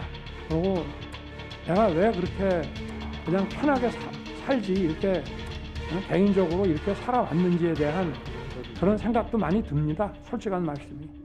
예, 윤석열 검찰총장 그동안 먼저 살아있는 권력 수사를 이어왔는데 그에 대한 좀 솔직한 심경을 밝혔다고 볼 수 있을까요? 근데 이 장면을 국민들은 좀 어떻게 좀 바라봤을까 또 그런 생각도 듭니다. 저한테는 가장 인상적인 장면이었던 예. 게 이제 국정원 댓글 사건 때 인간에게 충성하지 사람에게 충성하지 예. 않는다. 그런데 이제 지나치게 또 조직에 대한 어떤 일념 그러니까 본인이 조직과 정체성을 일체시켜서 본인의 거취가 물러나게 되면 뭐 이 검찰도 굉장히 불안해지는 그런 느낌을 갖고 계신 것 같아요. 근데 어차피 이제 본인도 얘기한 부분이 있습니다. 검찰 개혁의 필요성에 대해서는 인식하고 있다. 그러면 그런 어떤 부분들이 좀 더 적극적으로 좀 나타났다 그러면 사실은 여당 쪽에서도 그렇게 공세를 취할 그렇게 이유도 그렇게 크지 않았다. 그러니까 지금 핵심은 뭐 우리가 검경 수사권 조정 그리고 공수처 발족 이런 부분인데 여기서 항상 수세적이었거든요.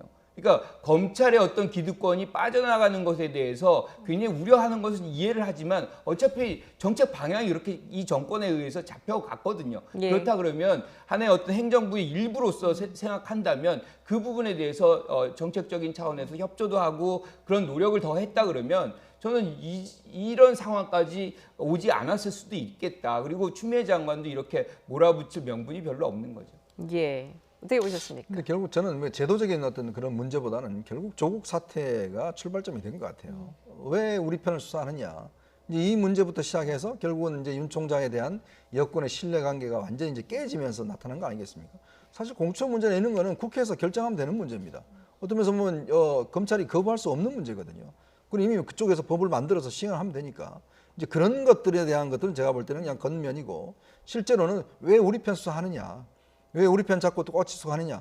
그러니까 윤 총장이 항상 이야기한 게 살아있는 권력에 대한 수사 대통령이 하라고 이야기한 거 아니냐. 이제 그런 부분들에 대해서 실천했을 뿐인데 그 부분에 대해서 이제 공격이 되고 하니까 이제 이 결국은 갈라진 배경이 된 것 같죠. 이제 그런 면에서 보면 결국 이제 윤 총장에 대한 수사의 방향, 즉 여권에 대한 수사, 우리 편 수사 이런 부분이 결국은 이제 어떤 검찰과 현 여권이 갈라지게 만든 결정적 분기점이 아닌가 저는 그런 생각이 듭니다. 예. 그 부분에서 저는 뭐 사실은 김남국 의원이 오늘 얘기를 했지만 인사청문회 날 압수수색을 그렇게 하는 것은 사실은 도발로 비춰질 수밖에 없어요. 그러니까 권력자, 즉 국민이 뽑은 예컨대 위임받은 그 권력을 행사하는 대통령이 인사권을 행사하는 날인데 그날 그 청문회를 마친 가족에 대해서 압수수색을 수십 군데 했다. 이거는 인사권에 대한 도전이라고 비춰질 수 있는 가능성이 매우 높거든요. 이제 그런 부분들이 여권 인사들에게 굉장히 부정적으로 다가갔고, 즉 결국에는 대통령의 권한 뭐 여기에 도전하는 거 아니냐. 그러니까 굳이 그날 압수수색을 했어야 되는 것이냐. 뭐 그 다음 날도 있고 충분한 시간이 있었을 텐데 그렇게 하는 것들이 굉장히 자극을 했다. 그것부터가 이제 시작이 된 것이다. 이렇게 봐야 되겠죠. 예, 오늘 국감을 계기로 이제 잠시 소강 상태였던 추미애 장관과 윤석열 검찰총장의 갈등이 좀 정점으로 치닫는 모습인데 윤석열 검찰총장에 대한 거취 문제도 좀 더 압박이 심해질 것 같다는 생각이 듭니다. 그렇지만 윤석열 검찰총장 오늘 국감장에서 어떤 압력에도 소임을 다할 것이다 라면서 거취 논란에는 일축을 했거든요. 그렇습니다. 뭐 본인이 아마 지난 4.15 총선 끝나고 난 다음에 문재인 대통령이 어떤 그 다른 메신저를 통해서 임기를 반드시 완수해라 이런 이야기를 했다는 걸 공개한 것까지도 보면 뭐 제가 볼 때는 뭐 사퇴할 그런 뭐 전혀 뜻은 없는 것 같아요. 결국은 이제 그동안 추미애 장관이 이 윤석열 총장의 가족 문제에 대해서 4가지 사건에 대해서 지금 수사 지휘권을 해서 지금 뭐 서울중앙지검이 지금 또 검사를 또 다량을 투입을 해서 수사를 하겠다는 거 아니겠습니까? 그럼에도 불구하고 오늘 나온 이 윤 총장이 보면 뭐 증거 있으면 해라. 그리고 또 본인은 이와 관련해서 이거 국민과의 약속이다는 부분들을 강조를 한 것 같아요. 이제 그런 그 부분은 제가 볼 때는 아마 굉장히 여러 가지 정책 함의는 분명히 있을 것 같습니다. 예. 즉 국민들과 임기를 약속한 것이고 임명권자가 나가지 말라고 하는데 내가 나갈 수가 없다라는 그런 취지로 들리거든요. 뭐 그러면 본다면 내년 7월이 일단 윤 총장 임기 만료일이거든요. 그런 상황을 보면 지금 오늘의 윤 총장의 전체적인 그 대응 태세나 이걸 보면 제가 볼 때는 그렇게 사퇴할 생각은 없는 것 같습니다. 예, 추미애 장관도 좀 어떤 식으로든 후속 대응에 나서지 않을까 싶은데 어떻게 보십니까? 본격적으로 예. 갈 것 같지는 않아요. 저는 지금 윤석열 총장이 문 대통령의 얘기를 꺼낸 것이 여권의 어떤 윤석열 총장에 대한 어떤 대응 이것을 많이 무디게 하는 효과를 발휘할 것이다라고 생각을 합니다. 그러니까 4.15 총선 직후라면 어떤 식이냐면 거의 180석을 차지하면서 거대 여당이 되고 얼마든지 뭐 탄핵 이상도 가능한 그런 장면. 아마 윤석열 총장이 그 당시에 굉장히 뭐 사의 표명 그런 생각들이 많이 있었을 거예요. 그것을 감안했는지 모르겠지만 문 대통령이 뭐 임기를 채워라 뭐 이렇게 얘기를 했다는 거는 재신임을 한 것이거든요. 그리고 오늘 밝히는 거는 더 이상 거취 문제로는 나는 고민 안 한다는 분명한 선을 그어주는 것이고 그 선을 대통령과의 교감 속에서 지금 만들어졌다는데 뭐 예컨대 법무부 장관 또는 여당 의원들이 거기에 대해서 계속적으로 공격을 한다. 그건 현실성이 좀 떨어진다고 보는 거죠. 예. 자, 오늘 국감장에서는 윤석열 검찰총장의 답변 태도를 둘러싼 논란도 좀 있었습니다. 사법 동기죠. 박범계 민주당 의원, 윤석열 검찰총장이 정면 충돌을 하기도 했는데 관련 영상 함께 보시죠.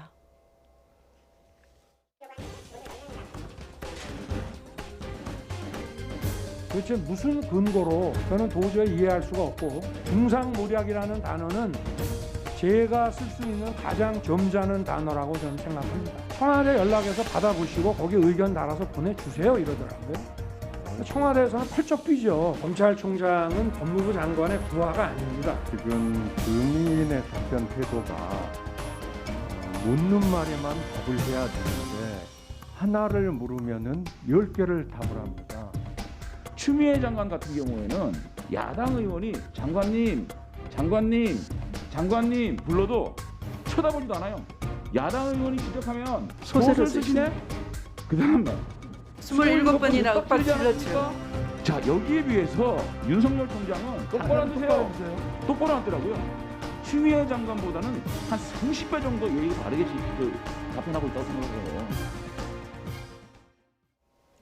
예, 오늘 오전에 국감 초반의 모습이었습니다. 윤석열 검찰총장 여당 의원들과 거친 설전을 벌였는데 특히 박범계 의원과 윤석열 검찰총장의 발언 직접 들어보겠습니다. 윤석열 검찰총장이 누굽니까? 이거 아니, 몰랐다? 형사부에 배당된 보고받지 않았기 때문에 몰랐다.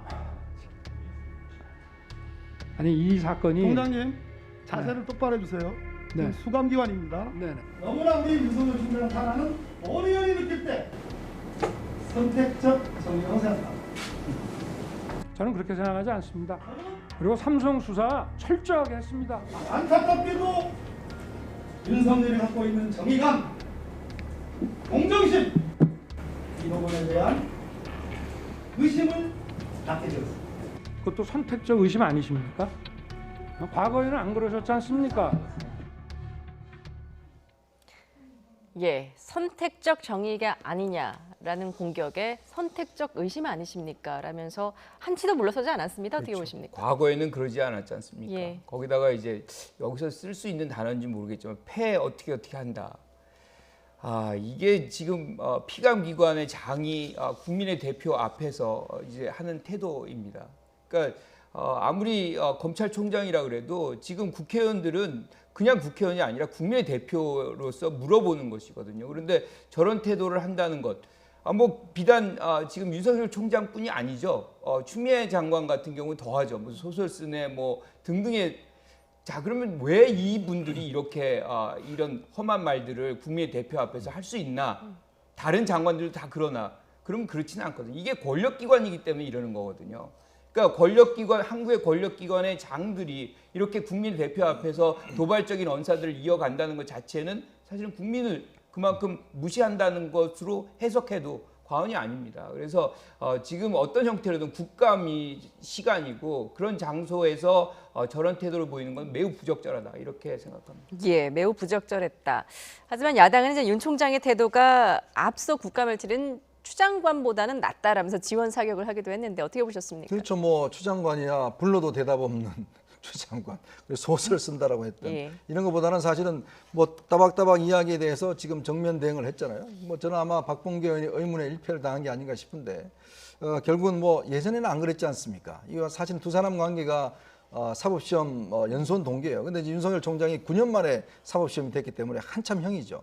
이제 그러면서 지난번 인사청문회 때 같은 경우는 굉장히 어떤 윤 총장을 좀 떠받드는 이야기를 했고 이제 그러니까 이제 윤 총장 입장에서는 나는 그냥 가만히 있었는데 왜 당신이 바뀌었냐 결국 이제 이렇게 이제 묻는 것이거든요. 그러니까 박범계 의원은 당신이 왜 바뀌었냐 이야기하는 것이고 서로가 이제 바뀌었다라고 이야기를 하는 것인데 어떤 면에서 보면 이제 그런 여러 가지 아마 좀 일반적인 의원 관계보다는 조금의 어떤 연수원 동기와 이런 개인적 관계의 애증 관계가 솔직히 있을 겁니다. 예. 그런 것들이 뭐 투영된 것인데 어쨌거나 이 대결에서는 결국은 이제 항상 그래요. 싸움하다 보면 이게 조금 안 되는 측에서 너 나이 몇 살이야? 너 자세 왜 그래?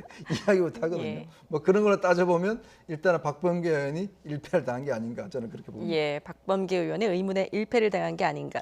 자, 최근 추미애 장관의 수사 지휘권 행사로 부각된 가족 비위 의혹과 관련해서 근거 없는 의혹 제기다라고 일축을 하기도 했는데 이 부분도 직접 듣고 오겠습니다. 2012년에 결혼을 하셨어요. 부인의 재산 형성 과정에 대해서 어떤 뭐 질문을 하시거나 그런 적 없습니까? 왜 이렇게 돼 있는지? 상당히 젊으신 분 아니에요? 대검찰청 업무하고 관련해 가지고 지금 이게 제가 답변을 과연 해야 되는 건지 답변 안 하시고 모르겠습니다. 싶으면 안 하셔도 됩니다. 네. 제가 꽤 나이가 많은데 네. 제가 사실 이 나이 되도록 많은 걸 배우고 그랬지만 제가 잘 모르겠는 게 아직도 사랑에 대해서 잘 몰라요. 혹시 이건 사랑이 부인을 지켜주시고 부인의 가족을 지켜주시려고 하는 이런 게 아닌가. 거기다가 좀 더 나가면은 여러 가지 재산을 지켜주려고 그러는 게 아닌가. 이런. 예, 김진애 의원 별안간 사랑이란 무엇인가라는 화두를 꺼내 들었습니다. 과연 국감장에서 적절한 질문이었느냐라는 지적도 있었는데 어떻게 보셨습니까? 저는 뭐 전혀 적절하지 않다. 거기서 사랑 얘기. 결국에는 이제 그 사랑으로 뭐 재산 뭐 이런 걸 보호해 주려고 지금 눈 감고 있는 거 아니냐. 수사 제대로 안 하는 거 아니냐. 뭐 이런 얘기를 하고 싶은 건데 김진애 의원이 이런 의혹 제기를 하려면 뭔가 내놓고 국민들이 동의할 수 있는 뭔가를 내놓으면서 의혹 제기를 해야지. 지금 이건 뭐 결국엔 머릿속에 남는 건 사랑 두 단어뿐이 없는 것 같아요. 그런데 이제 김진애 의원 질의 자체가 저는 부적절하다고 생각을 하고 그런데 윤석열 총장도 이 과정 속에서 저는 매우 신중하지 못한 언사를 했다. 무슨 얘기냐면 투기 한 번 한 적이 없다. 이게 뭐냐면 지금 처하고 그러니까 부인하고 장모에 대한 수사가 진행 중인 거거든요. 그런데 여기 아무런 문제가 없다는 식으로 총장이 얘기를 해버리면 거기 담당하는 수사를 실제로 하고 있는 검사들은 자기 상관의 어떤 가족을 지금 여기에 대해서 아무런 문제가 없다는데 어떻게 자율적으로 뭔가 독립적으로 수사를 할 수 있겠습니까? 이런 부분은 지금 뭐 감정이 오늘 굉장히 이제 격해서 그렇게 했을 수는 있겠지만 굉장히 신중하지 못한 발언이었다 이렇게 생각합니다. 예, 자, 그 윤 총장 아내의 재산 형성 과정 의혹에 대한 질문 취지로 지금 사랑을 꺼내든 것 같은데 윤 총장의 답변이 이렇습니다. 결혼 50이 넘어서 한 결혼이다라고 해명을 했거든요. 이 부분에 대해서 그렇죠. 어떻게 보십니까? 뭐 일단 이제 이미 결혼하기 전에 있었던 일이고, 예. 뭐 그걸 내가 어떻게 책임을 져야 되냐 이런 이야기인데, 근데 김진애 의원이 왜 본인은 사랑을 아직 모르겠다 이야기하시는데 이분이 내가 보니까 사랑에 독해져라 이런 책도 쓰시더라고요. 사랑에 예. 대해서는 잘 아시는 분 같은데 예. 왜 다른 사람한테는 사랑을 가르쳐 주시면서 본인은 사랑을 모르겠다고 이야기하시는지 모르겠어요. 근데 참 질문의 여지가 도대체 뭔지 모르겠습니다. 그러니까 뭐 예전에 뭐 보통 이제 부인들의 문제가 생겼을 때 뭐 노무현 전 대통령 같은 경우는 그럼 제가 이혼하란 말입니까? 뭐 이런 이야기까지 하고 이랬지 않습니까? 이날도 보면 결국은 왜 부인의 재산 형성을 당신 잘 몰랐냐 뭐 이런 투로 이야기한 것 같아요. 왜 또 옹호하느냐 뭐 이런 투로 이야기한 걸로 저는 해석이 되는데 네. 모르겠어요. 이 질문만 자체는 놓고 보면은 뭐 무엇을 말씀하시고 하는지 잘 모르겠어요. 어쨌거나 좀 근데 전체적으로 보면 많은 분들이 청문회에서 기억나는다는 나는 사랑을 잘 몰라 이 부분만 기억이 난다는 분들도 꽤 있더라고요. 예, 굉장히 강렬한 발언이었던 것도 같습니다. 오늘 뭐 작심 발언을 쏟아낸 윤 총장의 모습, 추 장관의 수사지휘권 행사를 곧바로 수용했었던 것과는 사뭇 다른 태도였는데 추 장관이 과연 어떤 후속 대응에 나설지 좀 지켜보도록 하겠습니다. 오늘 국감 소식 하나 더 좀 짚어보면요. 오늘 또 하루 종일 화제가 됐던 뉴스입니다. 민주당 강훈식 의원 국정감사 도중에 휴대폰으로 게임을 하는 모습이 포착이 됐습니다.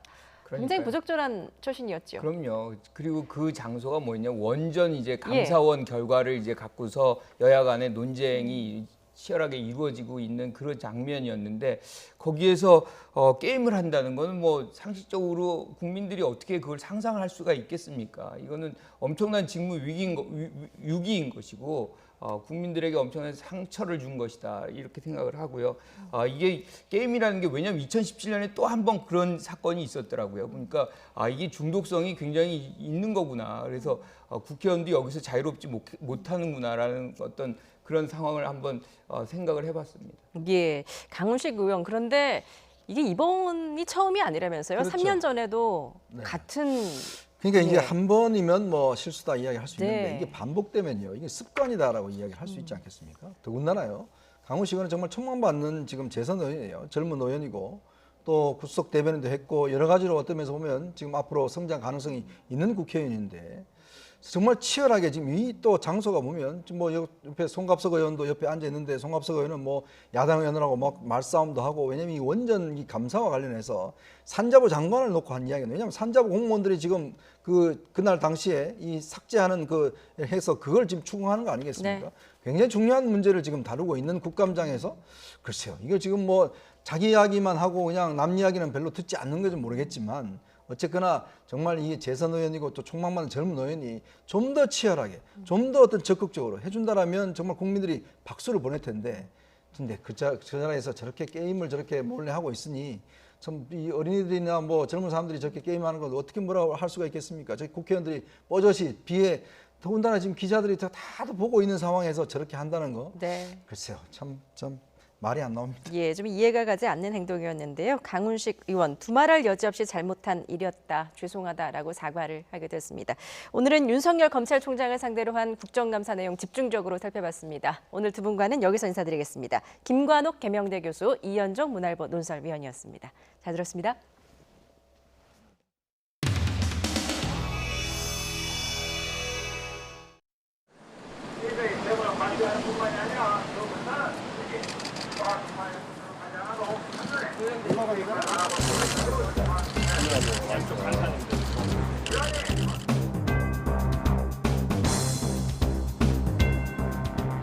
근데 어쨌든 당을 뛰어넘는 어떤 그 노동자를 아우르는 데 포커스가 맞춰져야 된다라고 생각을 하거든요. 저희들이 최대한 대변하고 최불임금도 반납하겠다. 그다음에 고용만 유지해달라. 뭐 이 정도 얘기를 하는 것인데 민주당하고는 접촉을 하고 있습니까? 아니 뭐 아무리 접촉을 하려고 해도 만나진 않죠. 예, 저희가 지금 뭐 민주당이 늘 노동자의 편에 선다 그러고 노동자 권익을 앞장선다고 하던 정당인데 이 문제를 이렇게 방치하는 게 이해가 잘 안 돼요. 네, 뭐 아마 이상직 의원이 같은 당원이었고 이래서 아마 좀 입장이 곤란해서 그런 거 아니겠어요. 근데 공은 공이고 산은 산이다. 네, 그렇습니다. 선택적으로 자기들에게 편하고 유리하면 찾아가고 자기들에게 불편하면 예민하는 그 행태가 대단히 실망스러운데 더 이상 신문하실 위원님이 안 계시면 이상. 밖에서 지금 이 추운 날씨에 떨고 있는 박이삼 위원장님한테는 여러분들 한번 다녀오셨습니까? 한번 얼굴이나 보셨습니까? 그러면 다 부릅시다. 이상직 부르고 최종거 부르고 CJ도 그리 갈 거 아니고 정말로 문재인 대통령하고 이상직 의원하고 아무 문제가 없고 아무 관련이 없다라고 하면 못 볼 이유가 없잖냐. 이상직 의원 개인의 비리 부분과 관련된 부분은 지금 수사 중에 있고 거기에서 아마 밝혀질 문제이지 않나 이런 생각이 좀 들고요. 이스타항공 사장이 필요하면 부를 수도 있겠죠. 아니 그러니까 그런데 여기에 무슨 왜 문재인 대통령이 나오고 뭐 이상한 얘기들이 흘러나오면서 그래? 뒤에 뭐가 원대한 음모가 있는 것처럼 원래 정치들을 그렇게 하는 겁니까? 무슨 말씀하시는 거예요? 당장 눈앞에 이 노동자들 계속 죽어가고 있고 이렇게 어려운 시기에 600명이 넘는 노동자들이 해고돼가지고 길거리에 나앉아 있는데 서로 핑퐁하면서 양쪽 다 부르지 않는다고 하는 것은 그것은 양쪽 정당이 다 같이 책임을 물어야 될 상황이지 않나 하는 생각이 들어서요. 합의를 하셔서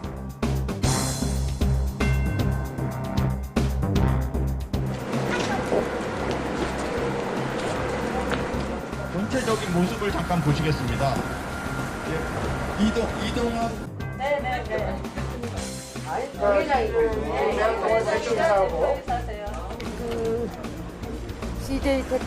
CJ죠? 이쪽은 그래도 자동화 시스템이 좀 갖춰져 있습니다. 자동화 시스템이 갖춰져 있음에도 이렇게 5분이나 돌아가셨는데 더 열악한 데는 얼마나 더 힘들까라는 부분들을 좀 이렇게 피부 깊숙이 느끼고 갑니다. 이와 관련돼서 CJ 대한통운은 와서 보니까 우리가 사실 더 열악한 데를 갔어야 되는데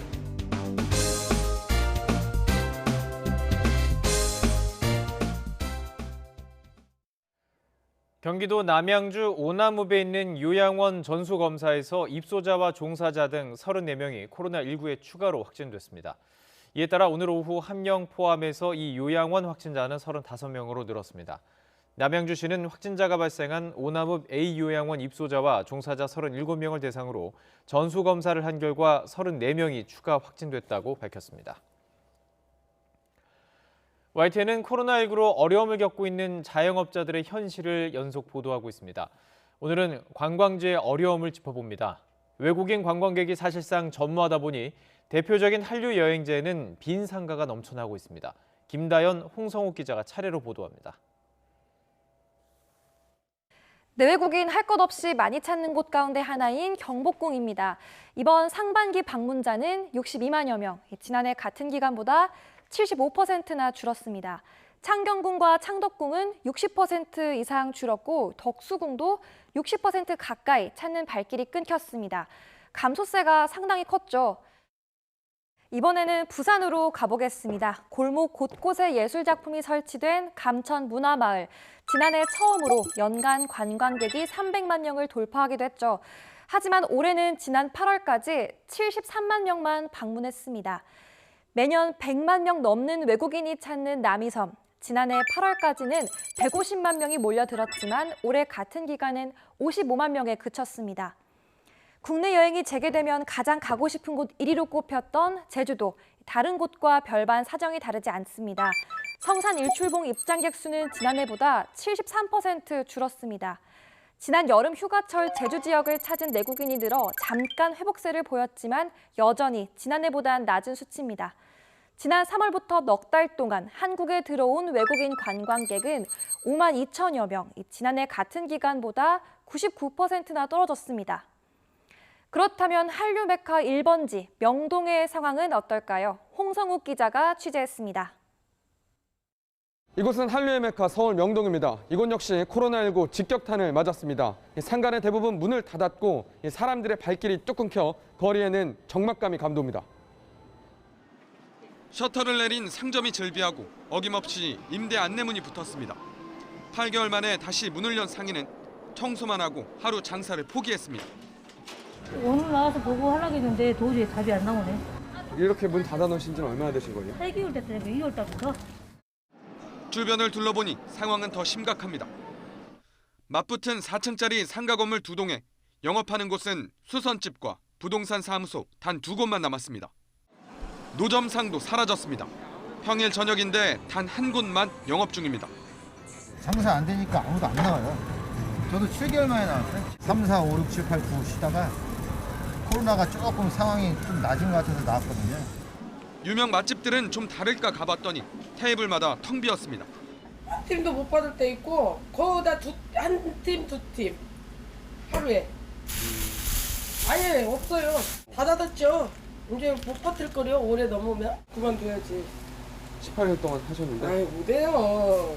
집도 빨았는데 뭘. 평균 1,000만 원이 넘는 월 임대료가 밀려 보증금이 얼마 남지 않은 상인이 적지 않습니다. 아니 빚이 자꾸 있는데 어떻게 만회해보려고 그러는 거지. 괜찮아질래나 하고 그렇다 그래서 지금 이거 가게 문 닫는다 그래서 뭐 월세를 안 받는 것도 아니고.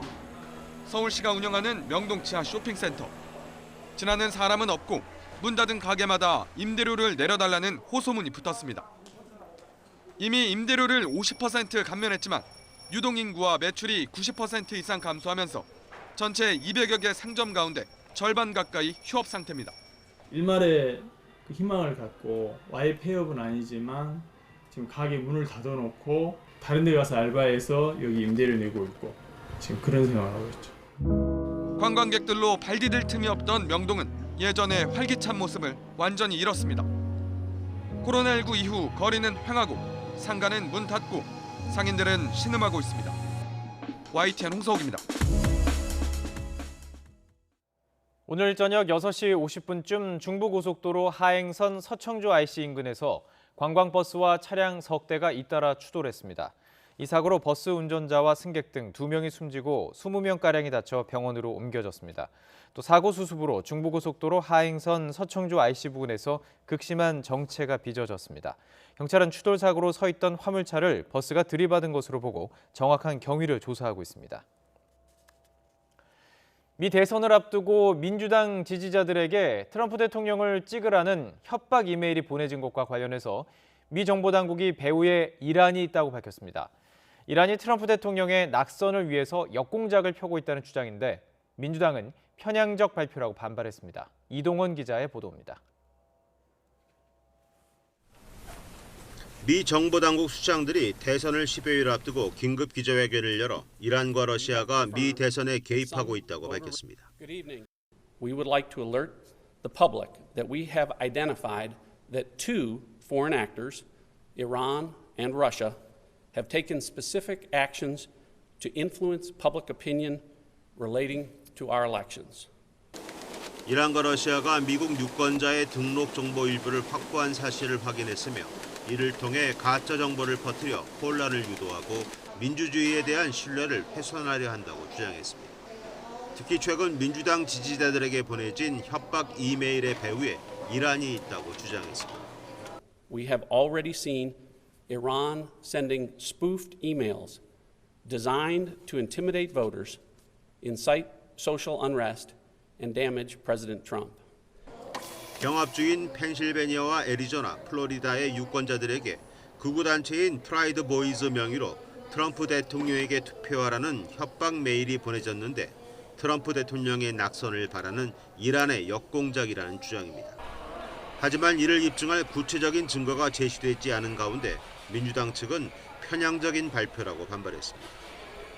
유권자에 대한 협박을 외부로만 돌리고 있다며 국내외를 불문하고 자유로운 투표를 위협하는 어떤 시도도 용납하지 않겠다고 밝혔습니다. 미 국가정보국과 FBI는 4년 전 대선처럼 러시아가 SNS를 통해 거짓 정보와 선전을 퍼뜨려 대선에 개입하는 일이 다시는 없도록 하겠다고 밝혔지만 이번 대선에도 외부 개입 의혹은 또 불거질 것으로 보입니다. YTN 이동원입니다.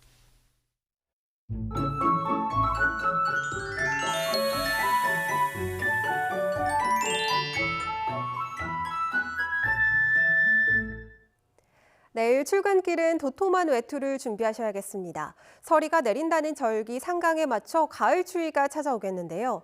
내일 서울 아침 기온이 4도까지 뚝 떨어지면서 오늘과 비교해 9도가량이 낮겠고요. 주말에는 올가을 최저 기온이 예상됩니다. 특히 기온이 큰 폭으로 낮아지는 경기 북부와 영서 지역에는 올가을 들어 처음으로 한파특보도 내려졌습니다. 여기에 강원 북부 산간으로는 내일 오전까지 눈이 날리는 곳도 있겠습니다. 내일 대관령의 아침 기온은 영하 1도, 서울은 4도, 대전은 6도 선에 머물겠고 체감온도는 이보다 더 낮게 느껴지겠습니다. 한낮에도 예년 기온을 밑돌면서 종일 쌀쌀하겠는데요. 내일 서울의 낮 기온은 13도, 대구 16도, 부산 18도 등으로 전국이 15도 안팎을 보이겠습니다. 오늘 말썽을 부렸던 미세먼지는 밤사이 찬 공기에 밀려나며 내일은 대기질 좋음 수준을 회복하겠고요. 전국적으로 맑은 하늘이 드러나겠습니다. 다만 서해안을 중심으로는 강풍이 불어들 것으로 보여 해안가 안전사고에 주의하셔야겠습니다. 지금까지 날씨 정보였습니다. YTN 뉴스나이트를 마치겠습니다. 네, 저희는 여기서 인사드리겠습니다. 시청해주신 여러분 고맙습니다.